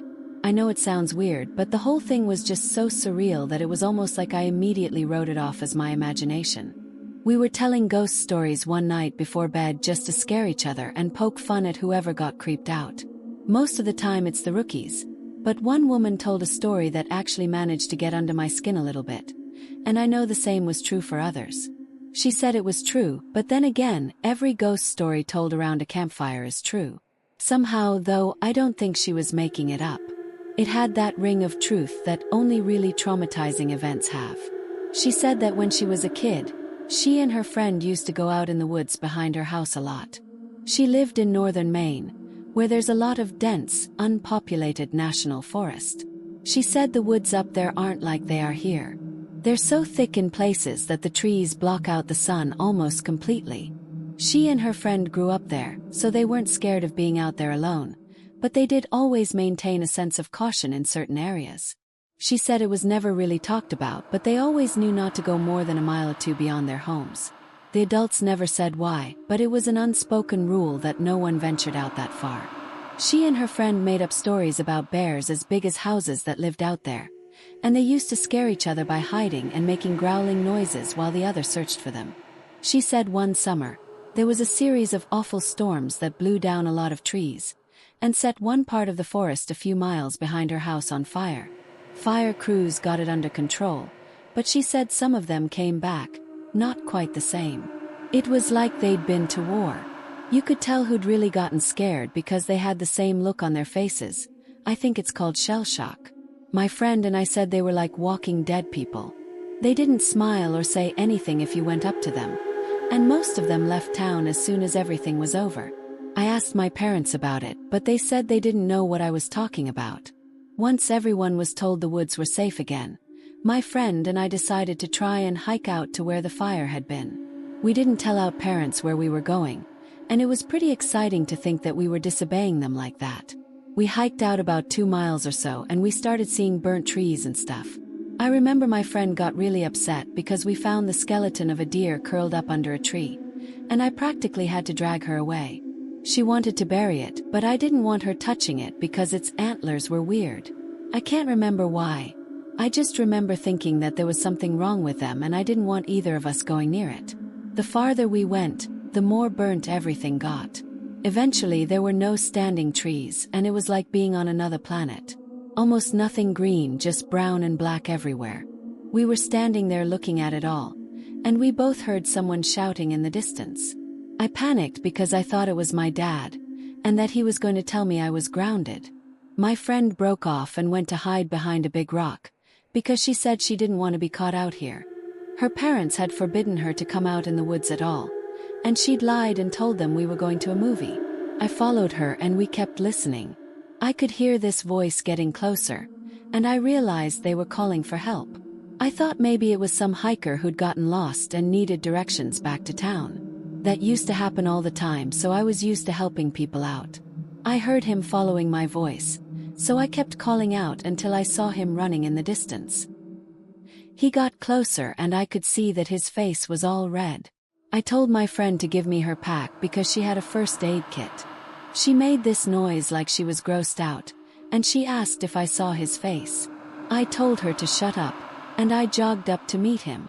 I stopped about halfway, and when he stopped in front of me I could see that his nose and lips and part of his forehead were all gone. It was like they'd been sliced clean off. He was bleeding bad, and I saw that the knees of his pants were red too. I took a step back, but I was too scared to move much, and he grabbed my shoulders. It felt like I got a shock and he jerked back. He started babbling and I couldn't tell what he was saying, except that he kept asking how long he'd been gone. He asked me where his unit was, but I just shook my head. He looked me over and he saw my Walkman and he screamed. He just kept babbling and touching his face, and I realized he wasn't wearing the right clothing. He had some kind of weird gray cloth jacket and almost formal pants on, and the jacket had these weird buttons and red borders on it. I kept shaking my head and I told him I couldn't understand what he was saying. I went to open the first aid kit, but he just screamed again and said the only thing I could really understand: "Don't touch me. You'll make me go back there." After that, he ran off and I could hear him screaming the whole time. When I couldn't hear him anymore, I turned around and my friend was crying. I just turned around and started walking back toward town. She asked me over and over what had happened and who that was, but I didn't say anything. When we got home, I told her I didn't want to play in the woods with her anymore. We're still friends, but we don't talk about that guy. Not ever. I'll update as soon as I'm able, guys. I appreciate the continued support. It's been way too long since I posted an update, and I'm sorry about that. There's also been some confusion about the new formatting requirements on the board, which I've cleared up. So these next few stories are going to be posted a little differently. They'll be in chronological order, and I'll do my best to tie them into each other as much as I can so it doesn't skip around too much. When I started out as a rookie, no one had told me a lot about the job in terms of weird things that could happen. I'm assuming this was largely to prevent me from freaking out and abandoning the park. But a few months into my service, when I was still a rookie, a friend and I were drunk at a party and he opened up a bit. Yeah, it can get a little crazy out there, I guess. I think the worst are the ones where people die when they just shouldn't, you know? Or when we find them dead like 10 minutes after someone says they saw them last. They were fine when I passed them on the switchback, I swear. That sort of shit. Like, take this guy who I found one spring out on a really popular trail. Someone comes into the VC freaking about some guy who's lying in the middle of the path in this giant pool of blood. So we run out there and we find this guy dead as a doornail. Which he absolutely should be, because the back of his head is like mashed potatoes. The skull is decimated, brains are leaking out like custard filling. And the guy's old, so you figure, yeah, he probably fell and hit his head. Old people fall all the time, it's no big deal. Except that this area where he fell doesn't have any big rocks. There's not even any stumps or big branches. And on top of that, there's no blood trail, so he clearly died where he dropped. Now that's when you turn to murder. But there were people just out of line of sight with the guy. If someone came up behind him and murdered him, there's no way someone wouldn't have heard. And again, even if someone had, there'd be a blood trail, spatter all over the place. But everyone on the scene said it looked exactly like he'd fallen and smashed his head on a rock. So what the fuck did he hit his head on? And then there was this lady I found in a different park about 5 years ago, back when I was upstate. We found her in the middle of a stand of big junipers, curled around the trunk like she was hugging it. We pick her up to move her, and a fucking waterfall comes out of her mouth, splashes all over my shoes. Her clothes are dry, and her hair is dry, but the amount of water in her lungs and stomach was phenomenal. Unreal, man. Coroner's report says the cause of death was drowning. Her lungs were completely full of water. This, even though we're in the middle of the high desert, and there isn't a body of water for miles. No puddles, no nothing. No signs of anyone else being out there. I mean, yeah, it's possible they were murdered. But why go out of the way to do it like that? Why not just stab him and be done with it? I dunno, it just sits weird with me. Now of course that freaked me out a little. But we were wasted and I guess I sort of wrote it off as a fluke. I also assumed there was exaggeration there since, we were wasted. Now I don't like talking about this next case very much. It was an awful one that I've done my best to forget about, but of course that's easier said than done. This happened about 6 months after the conversation with my friend at the bar. And up until that point I hadn't had a lot of really weird shit go down. A few things here and there, and of course the stairs, but it's amazingly easy to get used to stuff like that when it's treated as if it's normal. This case was a little different. A guy with Down syndrome in his 20s went missing after his family lost sight of him on a major path. That was odd in and of itself, because this guy never left his mom's side. She was absolutely convinced he'd been kidnapped, and unfortunately a ranger who isn't with the park anymore insinuated that no one was going to kidnap someone. Well, with that kind of disability. Not very tactful, to say the least. We wasted a lot of time trying to calm her down enough to get information about him. And then we put out an official missing persons call. Because of the urgency of the situation, him being mostly unable to function alone, we had local police come in and help us. We didn't find him the first night, which was heartbreaking. None of us wanted to think of him being alone out there. We assumed he'd just kept wandering and was staying ahead of us. We brought out helis the next day, and they spotted him in a little canyon. I helped bring him back up, but he was in bad shape, and I think we all knew he wasn't going to make it. He'd fallen and broken his spine, and couldn't feel his lower half. He'd also broken both his legs, one at the femur, and he'd lost a lot of blood. He was confused and scared while he was alone, so he'd probably exacerbated the injuries by dragging himself a little ways. I know it sounds awful, but while I was riding in the copter with him, I asked him why he'd wandered off. I just wanted something to tell his mother, to let her know it wasn't her fault, because he was fading fast and I didn't think she'd get to ask him herself. He was crying, and he said something about how the little sad boy had wanted him to come play. He said the little boy wanted to trade so he could go home. Then he closed his eyes, and when he woke up again, he was in the canyon. I'm not sure that's exactly what he said, but it was what I thought the gist of it was. He kept crying, asking where his mommy was, and I held his hand and tried my best to keep him calm. It was cold out there. He kept saying that. It was cold out there. My legs was frozen. It was cold out there. It's cold in me. He was getting even weaker, so he eventually stopped talking and he closed his eyes for a while. Then, when we were about 5 minutes from the hospital, he looked right at me, with these big tears running down his face, and he said, "Mama won't see me no more. Love Mama, wish she was here." And he closed his eyes and he just never woke up. It was horrible and I don't like talking about it. That case was one of the first ones that really rattled me badly. Because of how badly it affected me, I reached out to a senior ranger, and who ended up helping me through it.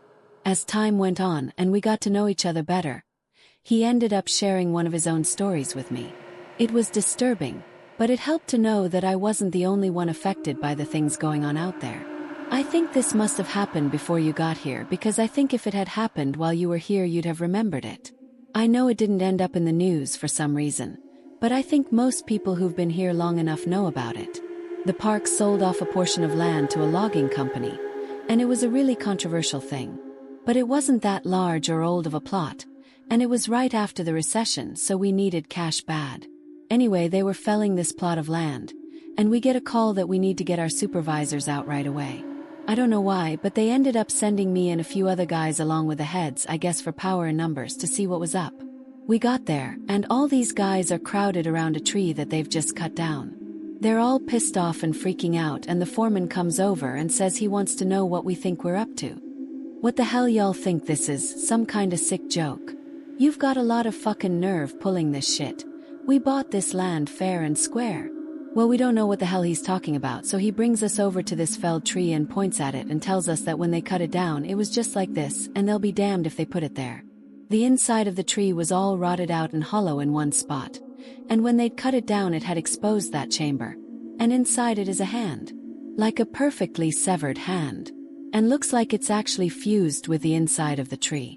Well, now we think they're pulling a joke, so we tell them that we don't like being fucked with, and we start to leave, but they tell us they've already called the cops, and that they'll go right to the media if we don't stick around. Well, that gets the heads' attention, so they stick around and talk to the police about it. Everyone is denying that they put the hand in there. And besides, how would anyone have even done it? It's clearly a real hand, but it's not mummified or skeletal. It's brand new, probably not even a day old.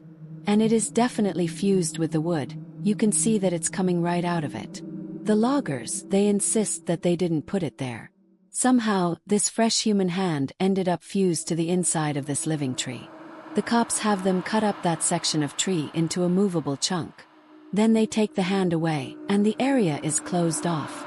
There was a pretty big investigation, but I know they didn't get any answers. Now it's become this legend. And as far as I know, we haven't sold any more property for logging. As you all know, I went to a training seminar recently, and heard some amazing and horrible things there. One of the guys I talked to while I was there told me a story when we were all around the campfire one night. We were both pretty drunk, you'll see a pattern here, and we were swapping stories. He told me this one. Me and another guy were out on a field search because some campers reported screaming noises at night. So we head out there to look for whatever fucking mountain lion has wandered into the area. And I'm pissed. We've had 3 of them show up in the camping areas that year alone, and I'm getting tired as hell of constantly having to deal with them. Plus, I just don't like them anyway. They're a pain in the ass and they're loud and they scare the shit out of me. Fucking cats. Pieces of shit. I'm groaning about it to the guy I'm with, and he thinks it's a real fucking riot. So we're seeing all these broken branches and what look like dens, and we're pretty sure we know where this thing is. I call in and they tell me to confirm if possible, which just means they want you to step in a big pile of shit and use that as proof. I'm not seeing any though, so I basically just tell him to shove it. I'm done. We know that damn thing's out here somewhere, even if I'm not stepping in its shit or inside its mouth or whatever. Guy I'm with wanders off to take a piss or whatever, and I stay behind watching this little burrow under a tree to see if maybe a fox or something is living under it. 'Cause I love foxes, man. They're cute as hell. But anyway, I'm watching this tree and I start hearing branches crackling, and it's coming from the direction my partner went opposite of.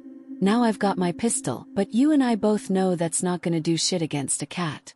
I cock it and holler for my partner to get his dumbass back, but he's too far and he can't hear me. I stand up and get my sights on where the thing is approaching, and I shit you not, man, I just about peed myself. This guy is coming toward me, and he's backflipping through the fucking woods. Like, instead of walking, he's doing these crazy fucking backflips. And I swear to God he cleared every fucking log and bush in his path. It was like he knew right where he was going. I yell at the guy to stop right where he is, that I'm pointing a gun right at him, but he keeps coming and I just kinda lost it. I shot at the ground in front of him, and it was a dumb fucking thing to do. But man, I didn't want this guy anywhere near me. When I fired, he was about 50 yards from me, and as soon as the gun goes off, he whirls around and goes off, backflipping back into the woods. My partner hears my gun go off and runs back and asks what's up. And I tell him there's some fucking weirdo out here hopped up on God knows what, and we need to get the hell out of Dodge. I let the cops know what happened, and I didn't get in any trouble for firing. But man, I don't know what that motherfucker was on, but I've never seen anything like that before. Shit was absolutely butt-fuck crazy. I think we can agree that there's stuff going on out here in the woods, and while I'm not going to spout off about what it could be, or offer any theories, what I want people to take away from all of this is that it is so damn important to be safe when you're out there. I know a lot of you think you're invincible, but the fact is that you can die out there or be hurt or go missing. It's easier than you'd ever imagine. I apologize for this relatively short update, guys. I will do my absolute best to continue this series as soon as possible. Thanks for all your continuing support. It means the world to me. One of the topics that I get asked about a lot, here and in real life, involve things like the rake, the wendigo, and other related legends. I can't honestly say that I know a lot about any of them, but based on some light reading I did, I can say that I've heard stories that seem to be loosely related to them. You've heard the old adage that legends like that come from somewhere, and I'm sure that's true, but as you all know, I do try to take things with a grain of salt. You have to out here. It's sort of like working in a hospital, I'd imagine. You could spend all day thinking about how many people have died there, and how there are probably ghosts or whatever you want to call them all over the place, but it doesn't do you any good. Just makes it harder to do your job. I think a lot of us feel that way, and that's why we try to just go about our work like everything is fine. Once you get paranoid, there's not really any going back, and a lot of cadets quit because of it. My park especially seems to have a high turnover rate because the cadets graduate and get so freaked out about everything, and they can't seem to let it go. You have to learn to internalize things and shut off. I've talked to K.D a bit about her experience, because I wanted to know what she thought about the Wendigo. She didn't really have anything in particular to say about it. Aside from that, she didn't want to think about it that much, but she told me a friend of hers had had something similar happen. I contacted this person over Skype, and they agreed to talk to me a bit. They're aware of my work here, and they're fine with me posting the story exactly as they wrote it. I grew up in Central Oregon, and there's a reservation called Warm Springs about 2 or so hours from where I lived. I only mention that because a lot of people in my area have friends there, and a lot of the land in that area belongs to that tribe. When I was a kid, we used to go camping up there. Not on the res, of course, but in that area, and I met a lot of kids who grew up there. I got to know one kid really well. His name was Nolan, and we ended up hanging out a lot when our families were in the area. Our folks got to know each other, so we'd all get in touch and camp out around the same time. We'd camp for about 2 weeks, so we were out there for a long time. I asked him if he camped in an RV. Yeah, my dad had one, so I guess it wasn't really camping, but we'd take our tents and stuff and set them up out away from camp most nights. I didn't like sleeping in there because I like being outside. We talked for a bit about camping. So anyway, 1 year Nolan and I were out there. I think we must have been like 12 or so. We wanted to go out and camp near the river because we wanted to try night fishing. I think we must have been about a third of a mile from the main camp. Far enough away that we couldn't hear or see anyone else. I remember that. We were messing around most of the day. I don't really remember much about it, but we ended up building a fire at some point, and I was really impressed because he had this flint or something that he used to start it. I'd never seen anyone do that before, so I thought it was pretty cool. I got him to teach me how to do it, and we lit some stuff on fire, which looking back was really stupid because it was the middle of fucking summer. And if I remember right, the fire warning was either at yellow or orange. But thankfully we didn't start anything major. And when it got dark we sat around and talked about whatever it is 12-year-olds talk about. I don't really remember. What I do remember is that at some point, he looked over my shoulder at the river and asked me if I could see something.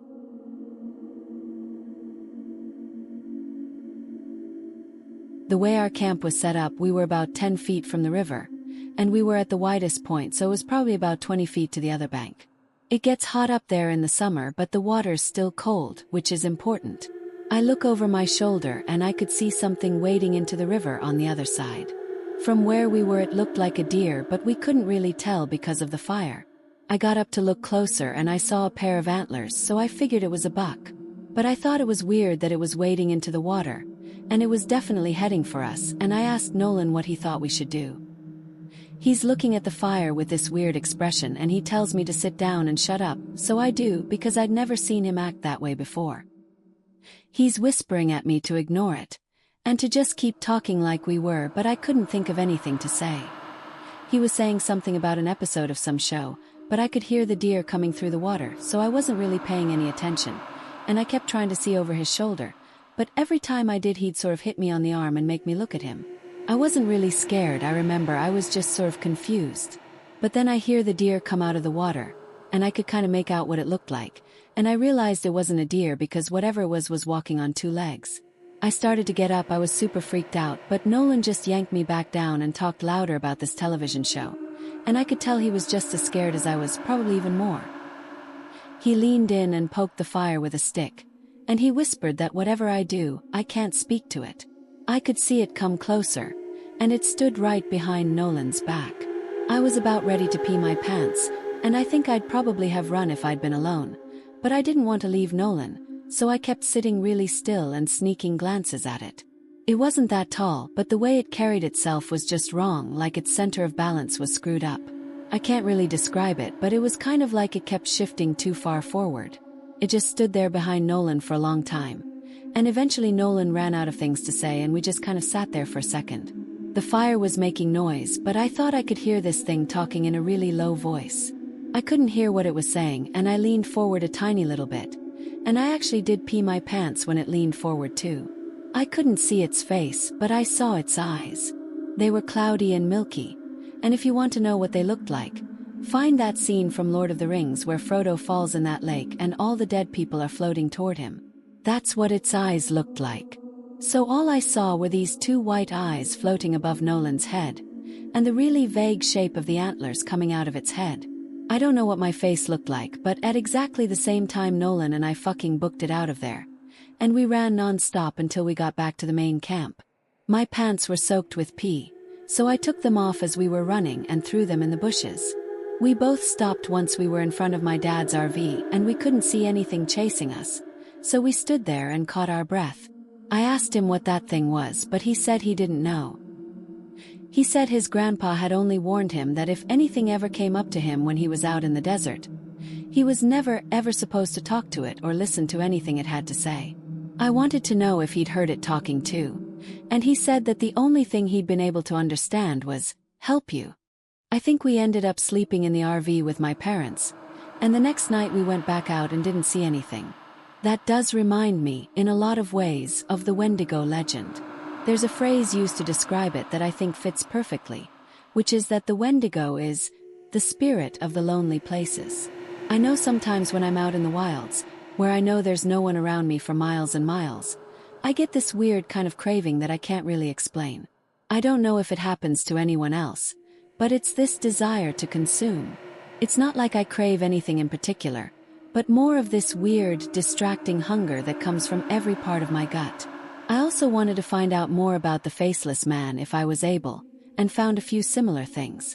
I asked around my circle of friends, and one of them said when he was out doing repairs at a park in his area, he saw something kind of like that. We were having dinner in town, 5 of us including myself. This guy, he was repainting an information booth and heard a man ask him for directions to the nearest campsite. He didn't turn around because he was up on a ladder, but he informed the man that there weren't any campsites nearby, but that if he headed down the road about 4 miles, he'd find one at another park. He asked if he could be of any other help, but the man said no and thanked him. My friend said he kept painting, but he was listening and never heard the man leave. The second he came up and talked to me, the hairs on my neck stood up, but I wasn't sure why. I just had this really uneasy feeling about the whole thing, and I wanted to finish painting and get out of there. I figured maybe part of it was that I couldn't turn around to look at him, but something just felt off. There was also this weird smell floating around even before the guy talked to me, kind of like old period blood. I had looked around to see what was causing it, but I didn't find anything. So I waited for the guy to walk away, but I didn't hear him leave, which made me think he was just standing there and watching me. So I asked again if I could do anything for him, and he didn't answer. I knew he was there though, because I hadn't heard him leave. So I did this awkward turn on the ladder to look down and see what he was doing. Now I admit it could have just been my brain fucking up, but I swear to you, Russ, for a split second when I turned around, that fucker didn't have a face. Like he had no face. It was almost concave and totally smooth. And I just about had a fucking heart attack because I couldn't even wrap my brain around what I was seeing. I think I started to say something, but there was this kind of pop inside my head, and suddenly he was just a normal-looking guy. I must have looked weird because he asked me if I was okay, and I was just like, yeah, I'm fine. He asks about the campsite again, and I point to where he has to go, and he's like, I'm not from around here, can you help me get there? Now this is when I know something is really up, because there's no way this guy got out here and didn't know where he was. And for that matter, there's no car around, so how'd he get here in the first place? I said I was sorry, but that I couldn't take him anywhere in a company vehicle, and he's like, please? I really don't know where I am. Can you come with me and help me get there? So now I'm seriously weirded out, and I start wondering if this is some kind of ambush or whatever. I told him I could call him a taxi to come out and take him where he wants to go. And I pull out my phone and he just goes no and walks away really quickly. But he doesn't walk out of the park, he walks back into the fucking trees, and I got right in my fucking truck and started to get out of there, fuck the paint or whatever. I looked in my mirror to see where he was as I was leaving, and he was standing right at the tree line again. I don't know how he got there so fast, but this time I know that fucker didn't have a face. He was just watching me leave. And right before I turned the corner, he took a big step back into the trees and kind of dissolved, I guess. Maybe it was just dark so he blended in, but it felt more like he just melted away. Interestingly, right after this guy finished his story, someone else piped up with another one, but with a slightly different twist. You know, actually, I had something sort of weird like that happen a while back. I was out doing some trail scouting, and I was out in the middle of nowhere figuring out where we were going to have this trail run through.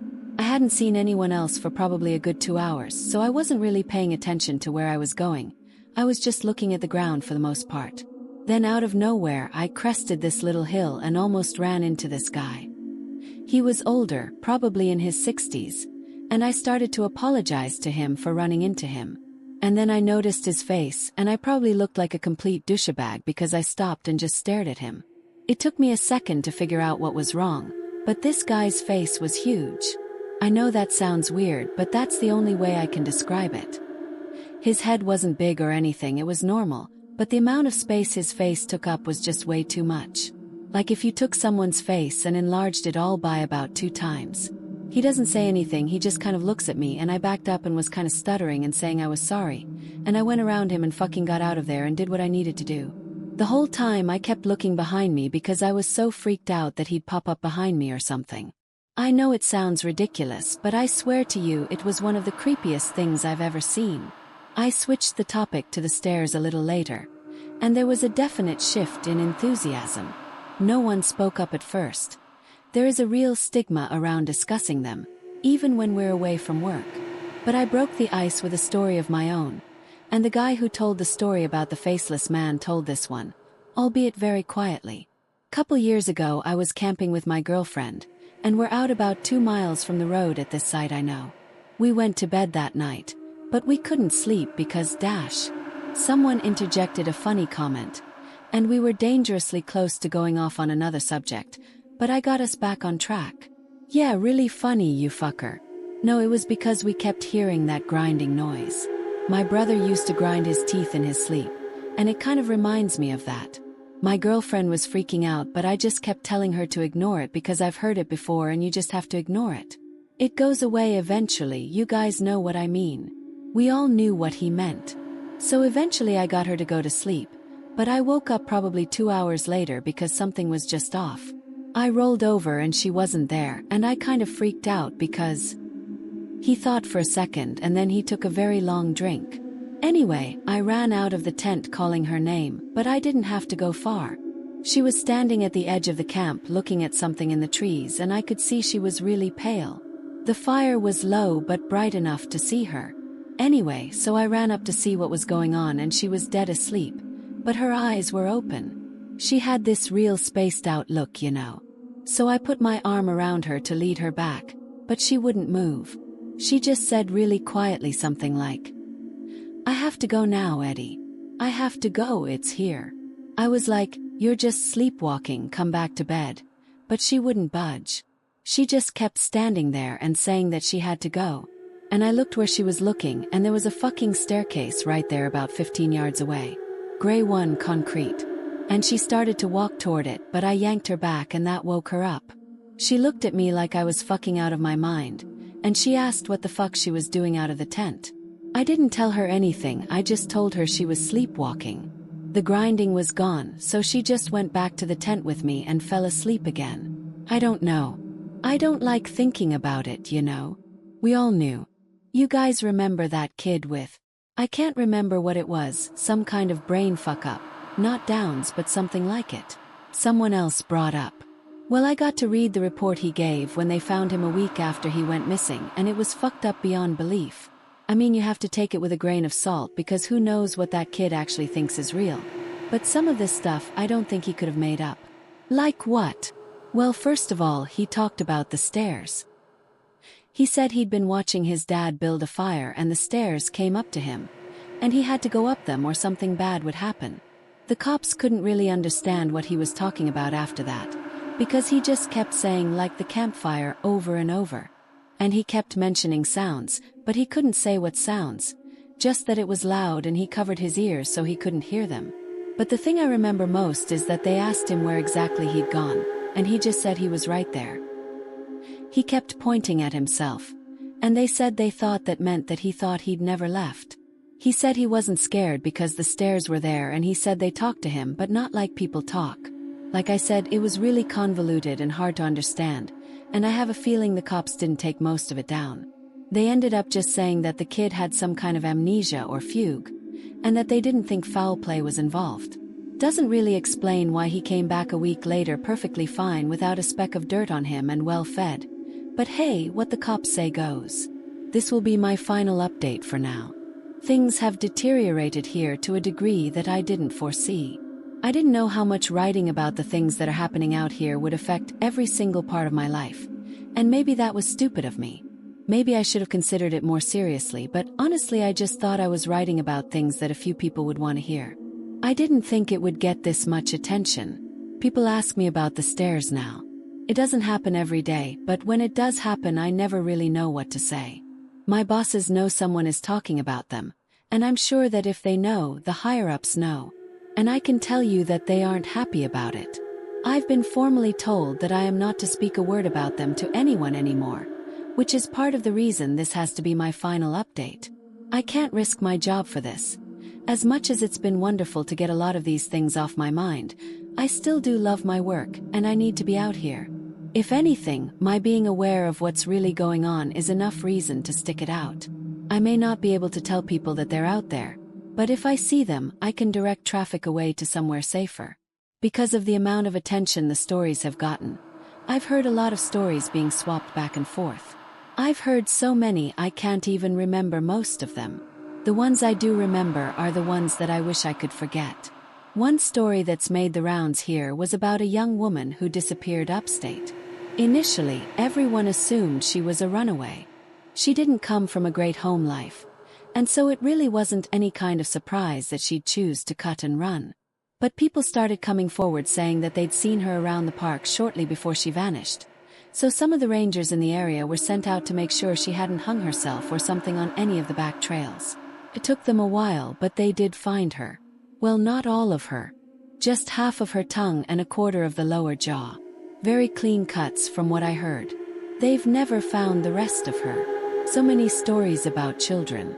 So many of them going missing and turning up in caves, wedged in between impossibly tight spaces. So many of them found on mountain peaks, or at the bottoms of sheer gullies. Missing shoes, missing socks, or found with both in perfect condition despite them being miles and miles away from where they vanished. So many stories of black-eyed people, wandering around the woods and calling out in the night, mimicking the sound of running water or a bobcat screaming. One man in particular goes to every news station he thinks will listen to him and tells the same story.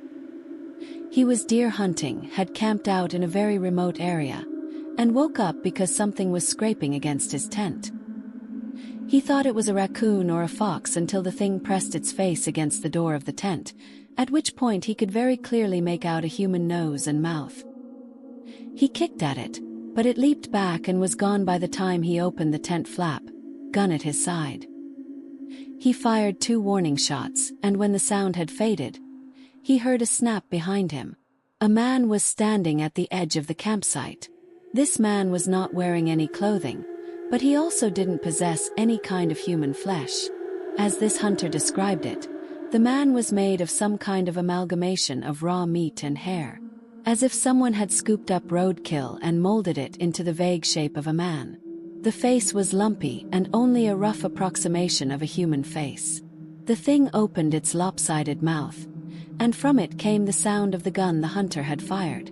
It did this twice before mimicking the sound of the tent zipper and fleeing into the night. A young couple, out for a hike in the rocky areas of my park, reported to me yesterday that they had seen something strange out on a peak I'm very familiar with. They were taking turns looking through a pair of binoculars when the man noticed a hiker climbing up a very steep part of the cliff face. He watched the man scale the slope, and it didn't occur to him until the incident was over that this person had no climbing gear. When the climber reached the top of the peak, which was about 5 miles away, they turned and faced the young man. He said whoever or whatever this person was looking right at them. The climber waved in an exaggerated manner before snapping in half at the waist, sideways, and leaping off the peak. The young man didn't see where the climber landed. I sent them on their way with assurances that I'd check it out. Delight. I won't be turning in a report, because there are 10 others exactly like it. The climber is well known in that area. I don't question it anymore. There are so many things I won't ever be able to understand about my job, and it would take me years to relate all of the things I've heard in the last few months. When I feel like my job isn't in jeopardy, I will come back. It may be in a different format, but I will come back. Thank you all for sticking by my side and enjoying the things I've talked about. If you go out into the woods, I encourage you to be safe. Bring water, food, survival equipment. Let people know where you're going and when you'll be back. Don't go on uncharted paths unless you know exactly what you're doing. And above all, don't touch them. Don't look at them. Don't go up them.